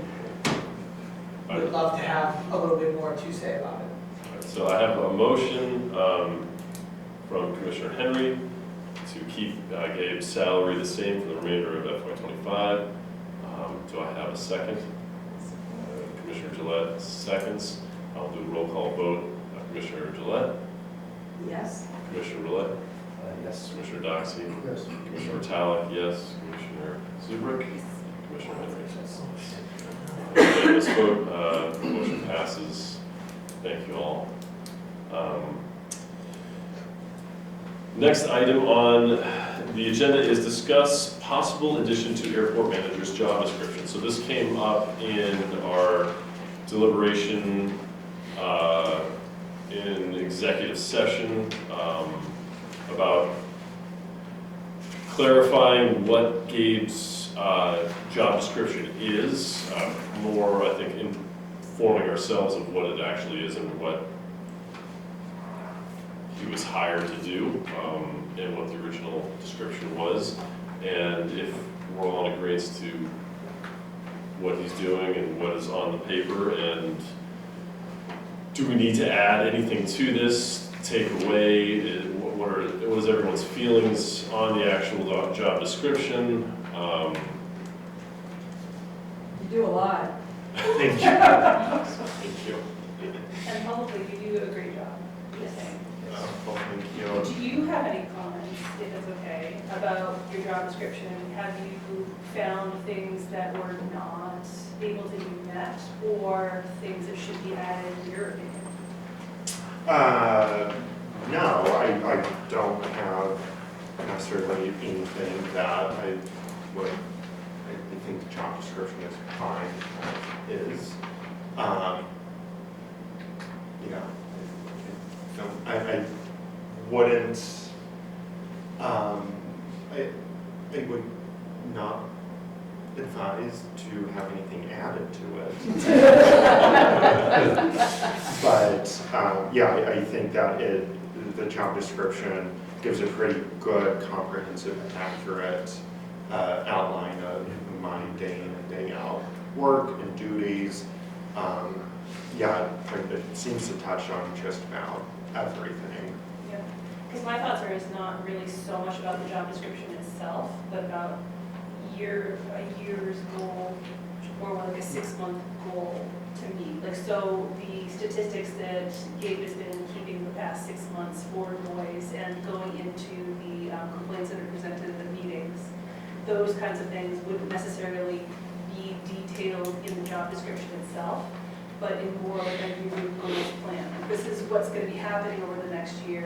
How are we going to meet those goals? Like, how are we going to improve relationships with the stakeholders around the airport? How, through both those means, these kinds of meetings, being dragged all over to the high schools in the area by me, or like whoever, the going door to door with you for, what was that, a couple of weeks at least? All those kinds of things wouldn't show up here, but those have been met and exceeded already this year. It's performance metrics. Yes. Yeah. That's a good point, and it is obviously exceeded those. Yeah. Is it worth formalizing those metrics? I mean, I'm not sure how to formalize that, or.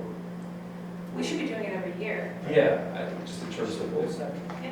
Yeah, goal setting, right, and meeting or exceeding those goals, and I think that makes sense. Because we lucked out. I mean, if we had gotten another airport manager, they could be, checking in, kind of. They could be lifted to 25 pounds. Exactly.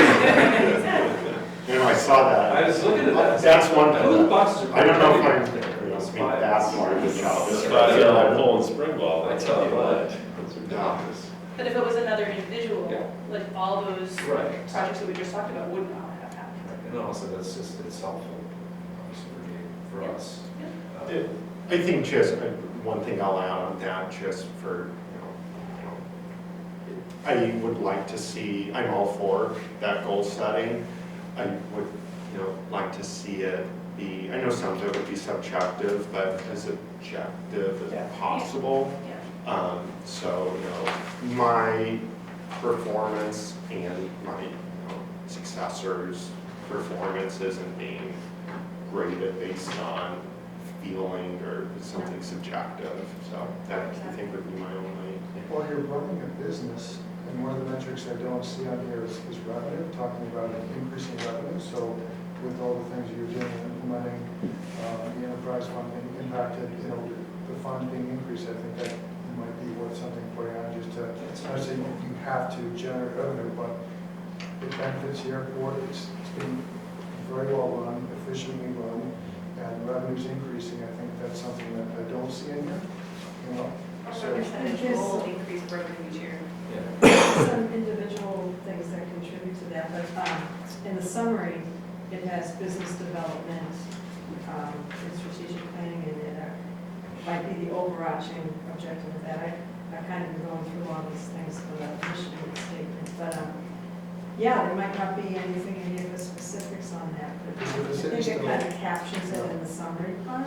I don't know, well, the city's still giving us money, so if we get out from underneath the city and we become self-sufficient, I mean, I think that's a pretty legitimate metric to Definitely. add to, parse that out from what it says generalized, and if we talk about becoming self-sufficient, working towards our goal, and then actually being cash positive, and how we can use that towards airport development in thoughtful ways. Maybe that's, Yeah.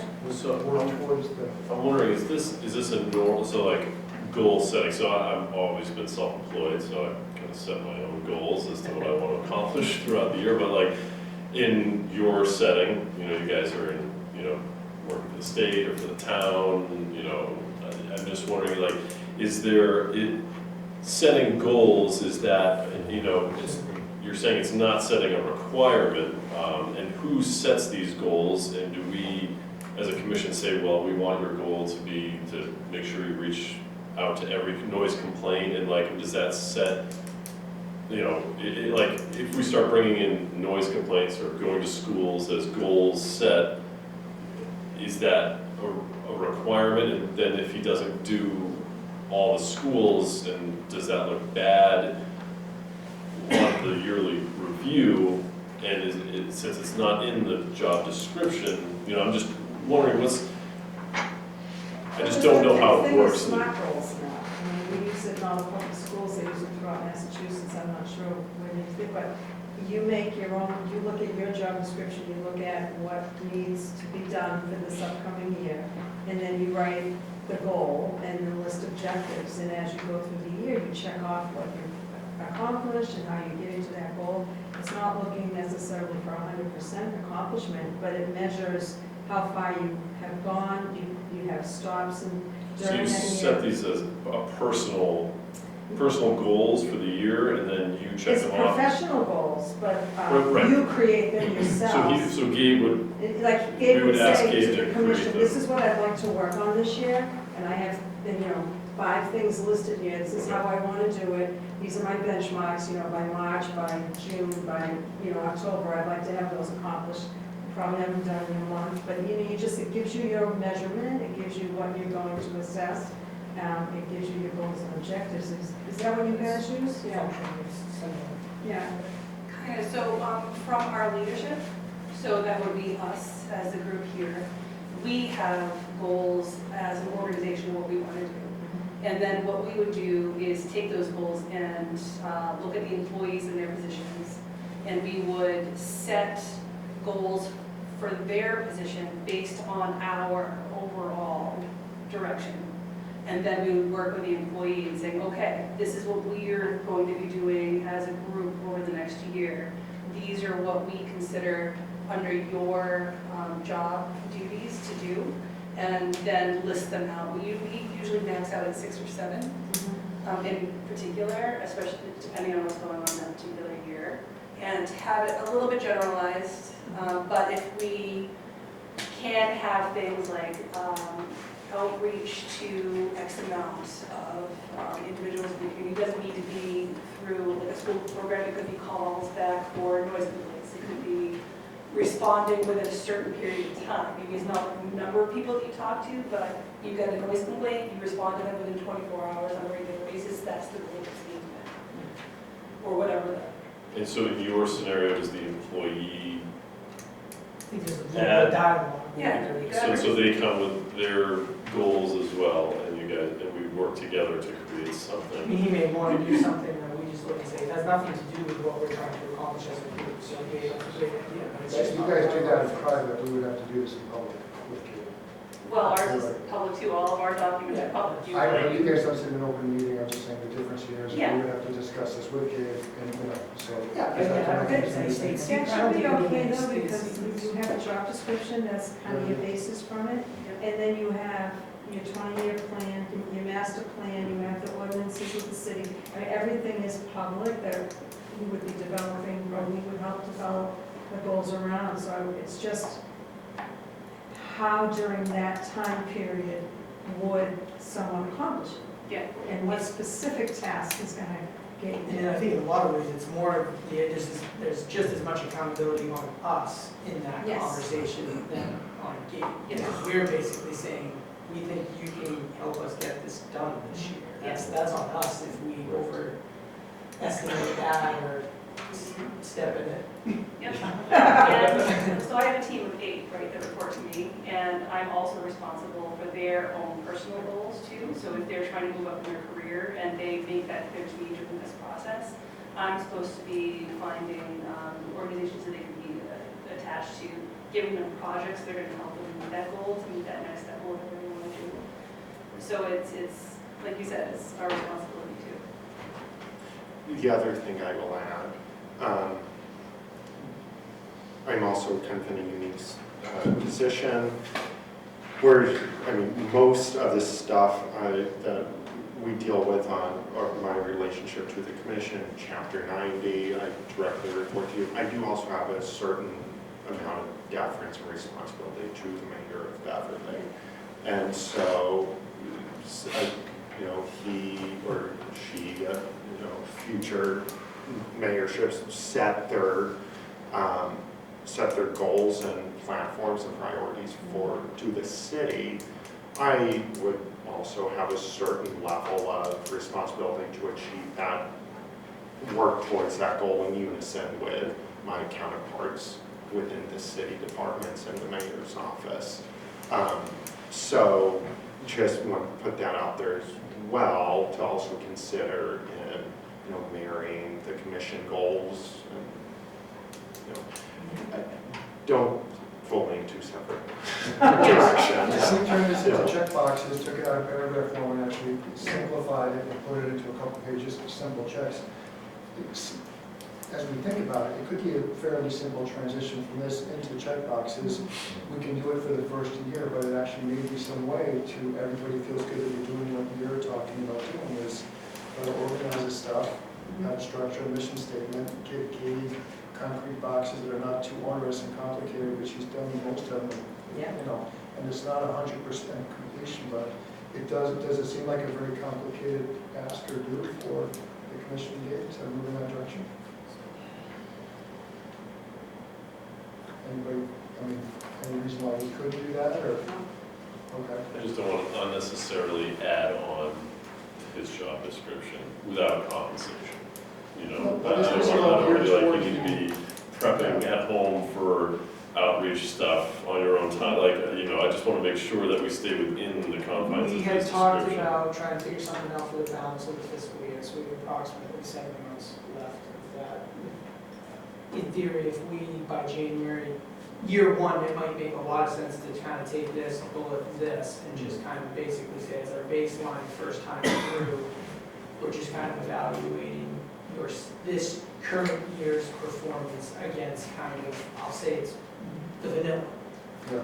We get a sense of how that works, and then year two, we might decide, okay, we can, you know, nuance some of these, or, you know, something's cropped up that we want to deal with, and we can add to that, but I think maybe as a balance of fiscal '25, that might, Josh's approach might be just getting the framework in place and having the commission and the NDA understand how it works, without adding anything per se. If we could synthesize this simply in the next couple of months, that means in 5 months when we go for the review, We have, we have information, most of the boxes are checked, we've added revenue if we want to do that, we have to discuss that publicly, but it seems like that's one of the metrics, but it seems easy enough, right? I mean, You know, I think if we stick to this and make check boxes for sure, like he said, like, we don't wanna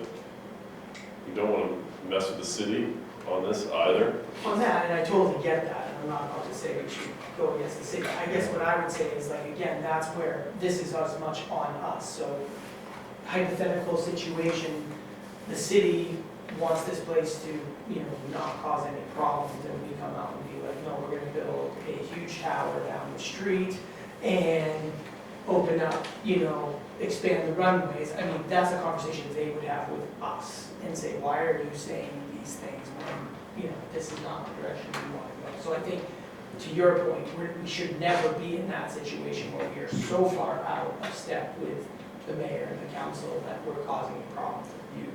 That should roll to us. Yeah. Since we can't talk about this at a meeting, and Robin, you're interested in kind of, this is your kind of purview, would you be able to turn this into a checklist, bring it to the next meeting, and we look at it? Decide? Is that okay with you guys? I think that's fantastic. And I would suggest not waiting until the end of the fiscal year to just have discussion then. Because what we do is we have like a mid-year check-in, so if the goals can't be met for whatever reason, we adjust what we call BPRSs for our union employees. So every 6 months we check in. It should be every time. I mean, hopefully you're getting a lot of feedback from us on a regular basis, because if not, we're not doing our jobs. But to have a formal one. Before we'll sit down with the goals, make sure we're all on the same page, and Gabe feels comfortable, we feel comfortable. And again, we have locked out in a lot of ways with Gabe. If it was a different employee, it could be a very different story.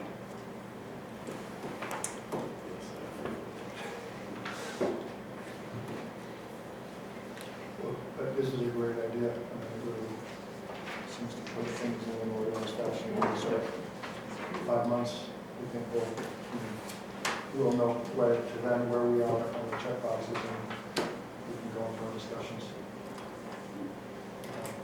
We'll have another meeting in the executive session?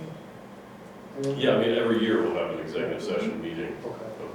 on his salary. I don't think we can go into performance review executive session. So we can do a salary executive session, just talk numbers, but then a performance review would be public meeting. Just what we're doing now? Just what we're doing now, Okay, yeah.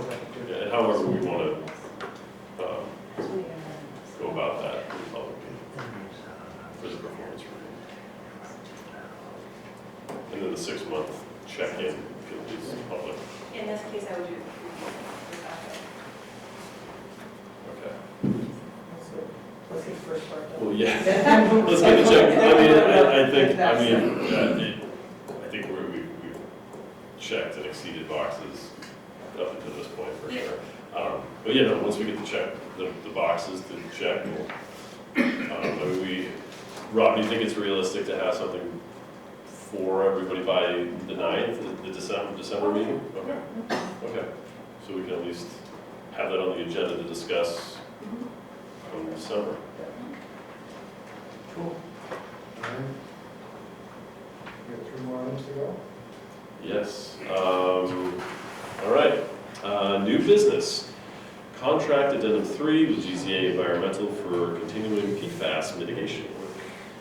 All right, so as you are, probably most of you aware, so back in 2009, there was a training exercise, a firefighting training exercise on the airfield. A car was set on fire, got on taxiway, Foxtrot, and then the fire department did a mock, arrival to the scene and doused it with firefighting foam. Well, that foam had PFAS in it, per and polyfluoroalkyl substances. This is just foreign chemicals that the EPA has determined are harmful. And they're very worried about these types of chemicals getting into drinking water or being consumed. So they came back to the airport in 2021 asking for a site investigation. And through that site investigation, it was discovered that there was PFAS in the soil. So that requires by Massachusetts Department of Environmental Protection that kick-started a whole process to track it, and if needed, if levels got to a certain point, to come up with a mitigation plan. So that's kind of the starting point of this. We are currently doing this through a contract with GCA Environmental. The original contract was signed back in 2021. There have been a few contract addendums to continue this work. Through the work, they've been drilling wells into the soil along taxiway Foxtrot. And the levels are coming back good. It's clear that right where the release happened, they're elevated. I can pull up those exhibits. Two questions while you're doing that. Yeah, Have we checked in with Danvers Fire Department whether they're going to be cost sharing on all this stuff with us? we have not. We should. Okay. And the second question is, it feels like they just want a blank check to GZA. Like, I don't know, like, I'm sure you guys or whoever is monitoring what they're doing, but they just keep coming back to us and asking us for more money to do Right. more testing. So that has been a primary concern of mine. So I'll take this. So we're talking about this site specifically, along taxiway Foxtrot. So you see these Reference, that's hangar 4, hangar 4 west right side, here. just below flight level aviation and Beverly Flight Center. So right here in the center, you see 66.8, I forget what the unit is, but that a relatively high concentration of this PFAS detected. This is no coincidence. This is right where that release happened. And then as you get out here to the edge, it drops way down to the 17. So we are coming due.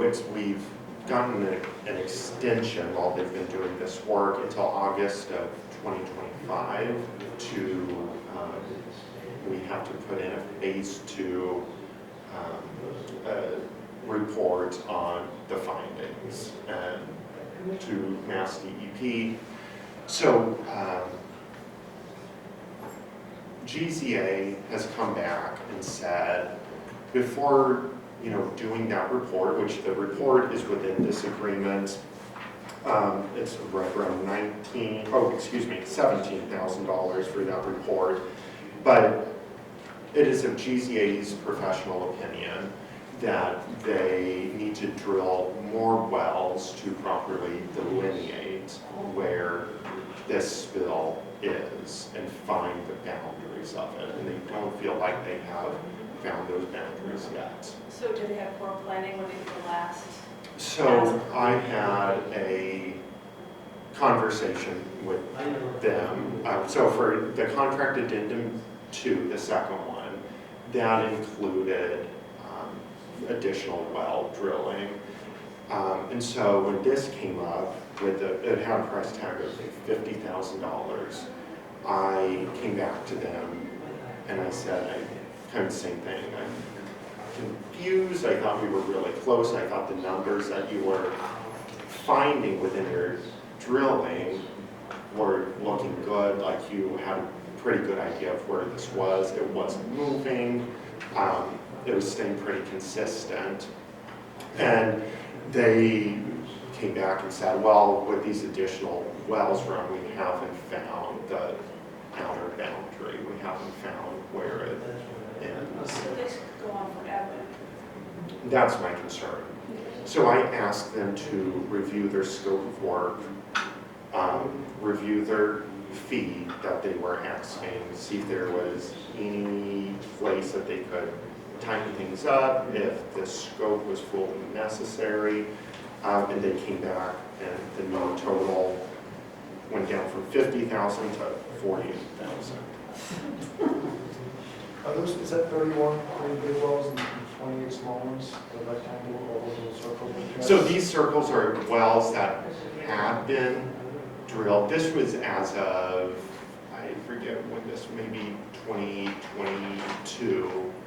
These are wells that they had drilled, and then through contract addendums, these other ones are the small ones, are proposed future wells. Oh, they're not currently wells? They, at this time, have been drilled. And they're still saying that more wells need to be drilled on the outside to get that boundary. Is the So, DEP requiring this of us? Yes. They're saying that they can't, right now, if we go to phase 2, they don't have the documentation. So DEP, and I asked, I said, why can't we give you the $17,000 to do the phase 2 assessment and give that to DEP?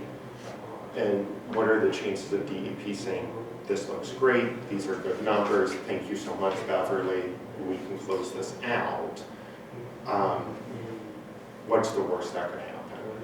And the worst that could happen would be DEP, the first question they'll ask is do we have a defined delineated area of where this contaminant is? And GCA feels like they can't say that they do.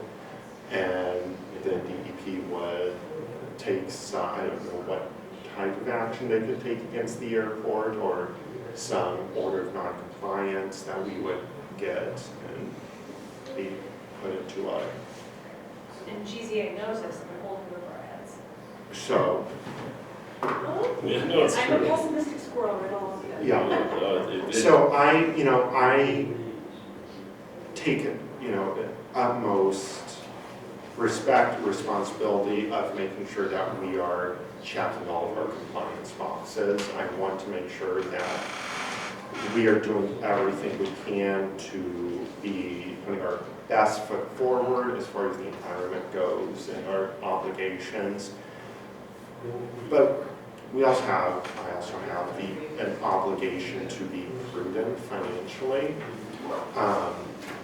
So that kind of leaves me, I don't know where, because I'm not an expert on this. I'm kind of relying on the expertise of GZA to, report back the numbers and take their experience in other situations like this, and what Mass DEP might come back and say if they try to just do this phase 2 assessment report and submit it and hope for the best.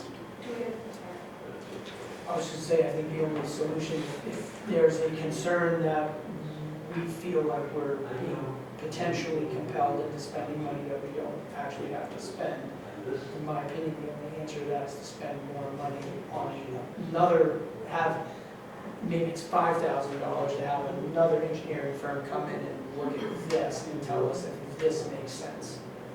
Because none of us have that expertise. So now you're spending So it comes down to. 5,000 or more, I don't know, I have no idea what it would cost, but I mean, we do that sometimes. In my line of work, we have independent come in, it costs us more, but now we know for sure that what we're looking at was legit. It's a second opinion. Oh, right, and again, but again, you might find a company that's like, Weston and Sampson, they'd be like, I'm not touching that with 10-foot poles, I'm not gonna upset our colleagues at GZA and question their judgment. Right. But Is the that first would question be to the DEP going to be, do actually define the scope of it. And that's a non-starter right there. Yeah. Have we talked to somebody in the DEP and not GZA? I'm not saying, hey, GZA, what do we think DEP is going to say, but like talk to somebody there. Yeah, I can, yeah, I'll definitely reach out. If you explore the cautionary component of the Danvers Fire Department, or is that something the I company? think we should be. What's It that? was there. And is it a coincidence it was right in front of Ace's hand? Well, where it is, like, and he was. The barbecue is happening. I'm just, like, How do we explore that, if that's proven or not? Like, how do we, is that just an opinion, is that something precedent for that? I mean, Just saying no. personally, I guess I was just saying, to be honest, I probably should I not don't know anything Yeah. about say it. much about recuse that. yourself from Yeah. that. Fair. I just think that's a good question, I don't know anything about cautionary.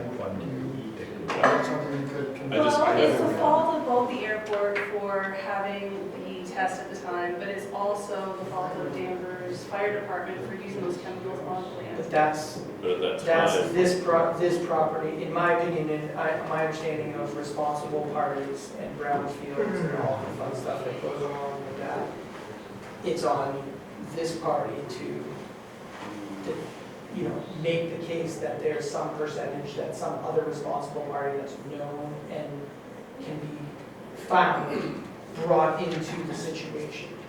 Unfortunately, the other issue we have with some of these environmental things is there's a clock ticking, so it's once you're in the system, DEP says, that's on you guys to figure out. Meanwhile, you know, you gotta deal with this because the PFAS is sliding down the hill right now, so. But that doesn't mean we can You go can after maybe them recover, later. right, no, that's what I'm saying, you might be able to recover those fees, but there's probably a clock here, I think, somewhere in here, GZA says, like, you're already late in theory on phase two. Of course they are.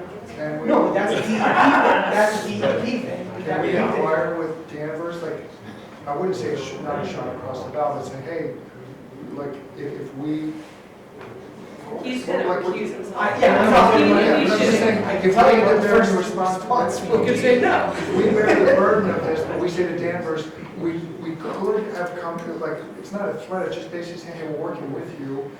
Like, We there could be some spent this much cost sharing, money like, so we spent this far. money, so if something comes up in the future, we can nicely say, you know, we did do, it doesn't count for anything, we just want to be good neighbors and work with them. I'm just saying, is it, See, you're nice, I said a little bit. what's that? Well, that's, we discussed it yeah, right now. and I don't want to poke that bear. I mean, Yeah. like, we're Well, poking we the have to- bear I know, How about but when investment, they were involved too? with, you know, So you gotta take that into Which consideration. one? When investment was involved also. Those fire departments were there too? Who was? When investment, all three. If that's, okay. I know for a fact, I remember they did it, Mr. H. Chase was the one that set it up. We know that for a fact, like. Yeah. so- We can find out. So yeah, we can find out who. Hey, wait a minute. Hold on. I think in the interim is DEP has us by the short hairs, there's a clock ticking, and GZA is our only avenue to moving ahead at the moment. Recovery fees from other parties can be something that is dealt with down the road. So, and then the other thing, every year at the CIP meeting that we have with the state, the FAA, I ask them very nicely if there's any grant money available to help us pay for these expenses. There's not. So, doesn't mean that there won't be in the future to reimburse ourselves, but even at that, we would probably only be able to reimburse ourselves for expenses with that current fiscal year towards this. do we get a meeting with GCA and have them present to us as a commission? Is that out of the scope? I mean, I just feel like if they have numbers, right, they have numbers and they have the original wells and then they have wells that they've drilled outside. They have the numbers of high concentration, lower concentration. Is it exactly equal all the way around? I mean, like, I'd like to know. I'd like to say that let's just table this and give it to Gabe. We're running late, we have more stuff to cover, this is gonna be a late meeting. So can we have Gabe look into this in the next meeting, we can add it to, We would probably put it under old business, Old have an business, old okay. business on But it. you can get the gist of this and find out. I just think we're gonna be going another half hour and people are. Yeah, I guess I would be okay, I have no idea, I would be okay if this needed us to call another party and spend a little bit to make everyone feel better, that this makes sense. I'm comfortable with that being an option that we have to. I think this is why it's brought up, so we can kind of come to some sort of conclusion to give Gabe some direction Right. as to what So, to and do. then kind of back to the budget stuff, so the estimated total right now is 48,000. I have baked into our budget $20,000 that I can just transfer over to a capital project. A capital project fund, which this fall is, we have a separate funding for account for this. So I have 20,000 right now at our disposal to move over. Anything beyond that would require me to go and dip into our enterprise fund, which would require approval from city council as well. Go to them before getting into any unbudgeted funds out of the enterprise fund. And that's not until December is the next meeting? Oh, I'll have to look on when the next meeting is, but yeah. it'd be- yeah. When are they asking for a response? They would like something as soon as possible. Just, I mean, we have we have the extension until August of 25, but, you know, GZA says that it takes a lot of time to do the drilling, to get the tests back, to draft up the whole document, so. Can we reach out to DEP and research what other companies might be out there, if they would even do this at all? We're just asking them to read the proposal and tell us if it makes sense. Does GZA have supporting documents that show what the DEP require? I assume they would, but and I don't mean to speak over anybody, but to me, it's, if we're not sure what they're telling us, nothing they say would, they're gonna throw a ream of paper at us and say, of course we're experts in this, and they are. I mean, they are one of the firms that knows their stuff. So they're just gonna inundate you with more information. To me, I think what you're looking for is, does this sound plausible? In my opinion. There's absolutely cases where the response would be, there's not enough information for us to go back and do it. The question we have for DEP would be, if we went as is and submitted phase 2 with the information we have, our consultants telling us that you're gonna kick it back to us. Yeah. And what's the penalties for if we submitted a phase 2, what turned out to be incomplete information? Are we putting ourselves in a penalty situation? It could just be that they say, hey, all sounds good, but we'd like 20 more data points. Just to verify that, and there's no penalty, and then in which case, we should proceed as is and take that and deal with that when they give us that response. But if it's, no, we're gonna kick it back to you until 20 more drill points, and your clock is even, you know. An updated schematic of what they found to then bring to the December meeting and get a kind of definitive decision from the commission then.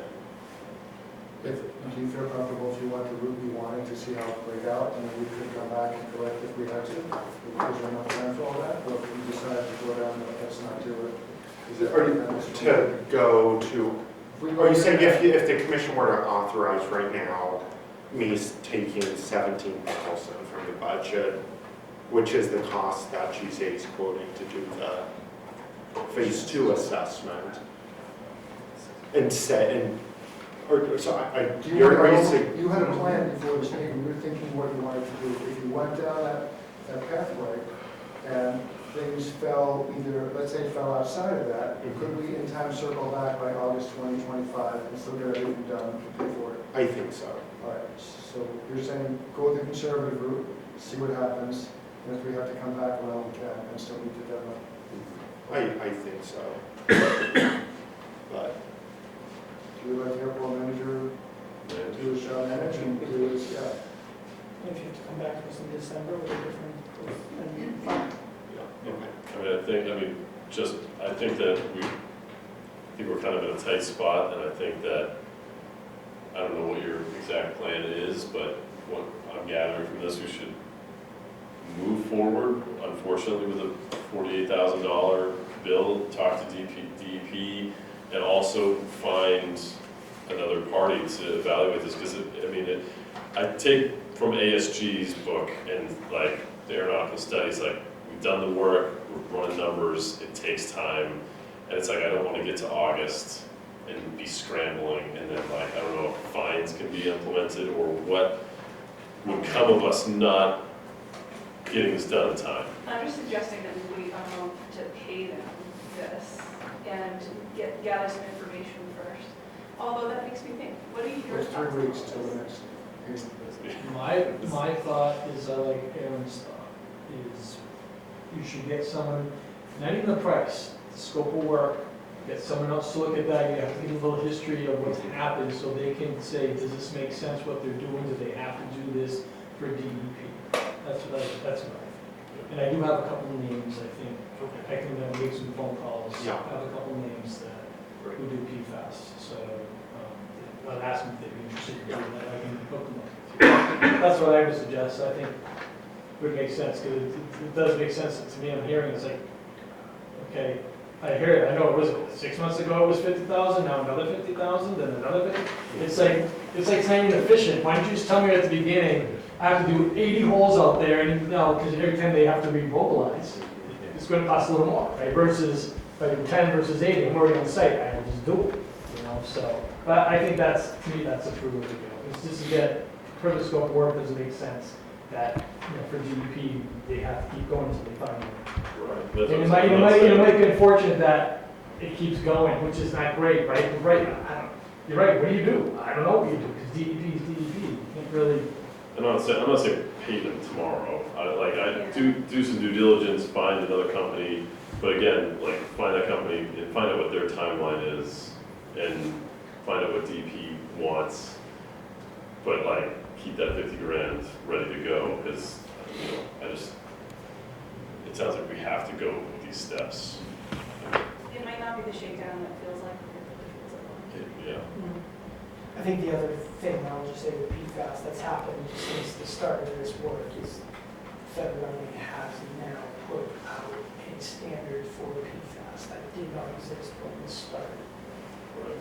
So, it was substantially lower than anybody expected them to set it at. That's happened. So wrapping it up, that requirement is lower than what people thought.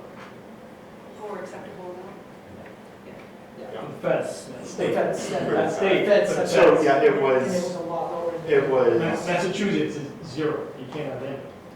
for the feds, before this ruling, it was 20 parts per trillion, and they dropped it all the way down to 4 parts per trillion. So that may contribute to, Maybe. Well, we have to get it to 0, or define, they gotta define it. I mean, that just sounds like what we gotta do. But I like the idea of finding a couple other people, get a second, third opinion. I'm always about multiple opinions. It was, came across my desk, I had my conversations and question grilling of them, so this was the agreement they gave me, the amount they gave me, so I didn't want to be making any $50,000 decisions without, coming to you guys, so I appreciate that. Have we got a motion? Motion for what? No, I think we're good. I mean, we're not making any decisions as to spending. So the motion would The would motion it be to table? that is a sign. The discussion. Signs, we're done. That's a sign. The button behind you. I know what it is right here. No, that's our thermostat. Oh, Process thermostat? Oh, you got it. Yeah, and there's one on the other side as well. In case you didn't pay your Let bills. us leave. Yeah. Thank So you. would the motion be to table the discussion until next month when we have gathered some more information about alternatives and information from the meeting? I second. I did, I mean, I guess we can, I don't think we have to, but Are you more comfortable if we did? Yes, if I had some sort of action that was taken by the commission, so so, do I hear a motion to, We have a motion and a second. Have a motion. okay, so a motion from Commissioner Zuberek, second from Commissioner Doxey, with a roll call vote. Commissioner Gillette, Yes. Commissioner Roulette, Yes. Commissioner Doxey, Commissioner Talek, yes, Commissioner Zuberek, Yes. Commissioner Henry. Yes. Unanimous, motion passes. All right, we'll move on to the next. now, and then we'll see all the due process as well, so, thank you. All right, now moving on to a vote to delegate authority to Chair Talek to approve October 21st and 29th executive session minutes when they are finalized. So as it stands, to accept our executive session minutes, we would have to go back into executive session to accept those minutes, thus creating another executive session where we would have to go into another executive session to accept those minutes, and so on and so forth. So by delegating the power of authority to myself, I can just accept those minutes and we can write that. Yes. So do I hear a motion to delegate power of authority to myself to accept minutes? You are power hungry. I am. Power hungry is I'll make right. that motion. All right, motion from Commissioner Henry, do I have a second? Commissioner Gillette seconds the motion, we'll roll call vote. Commissioner Gillette? Yes. Commissioner Rolette? Commissioner Doxey? Commissioner Talek, yes. Commissioner Zubrick? Commissioner Henry? Yes, unanimous motion passes.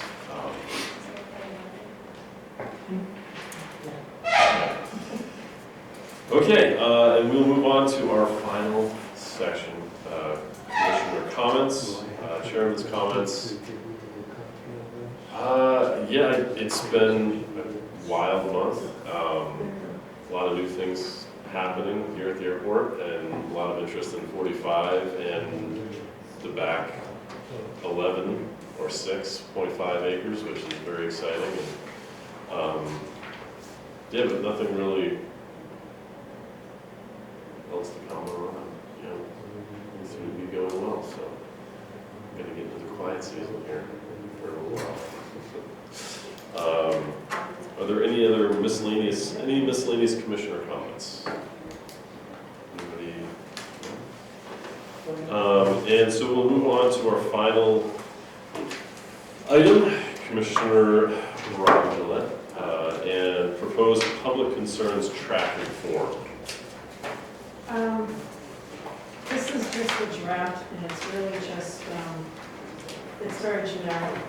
This just an opportunity to help people in the community feel heard, so that when someone brings in a concern, you can write it down, who's it from, what's the date, and what's the first step that occurs, and then what's the next step that occurs, and what's the conclusion.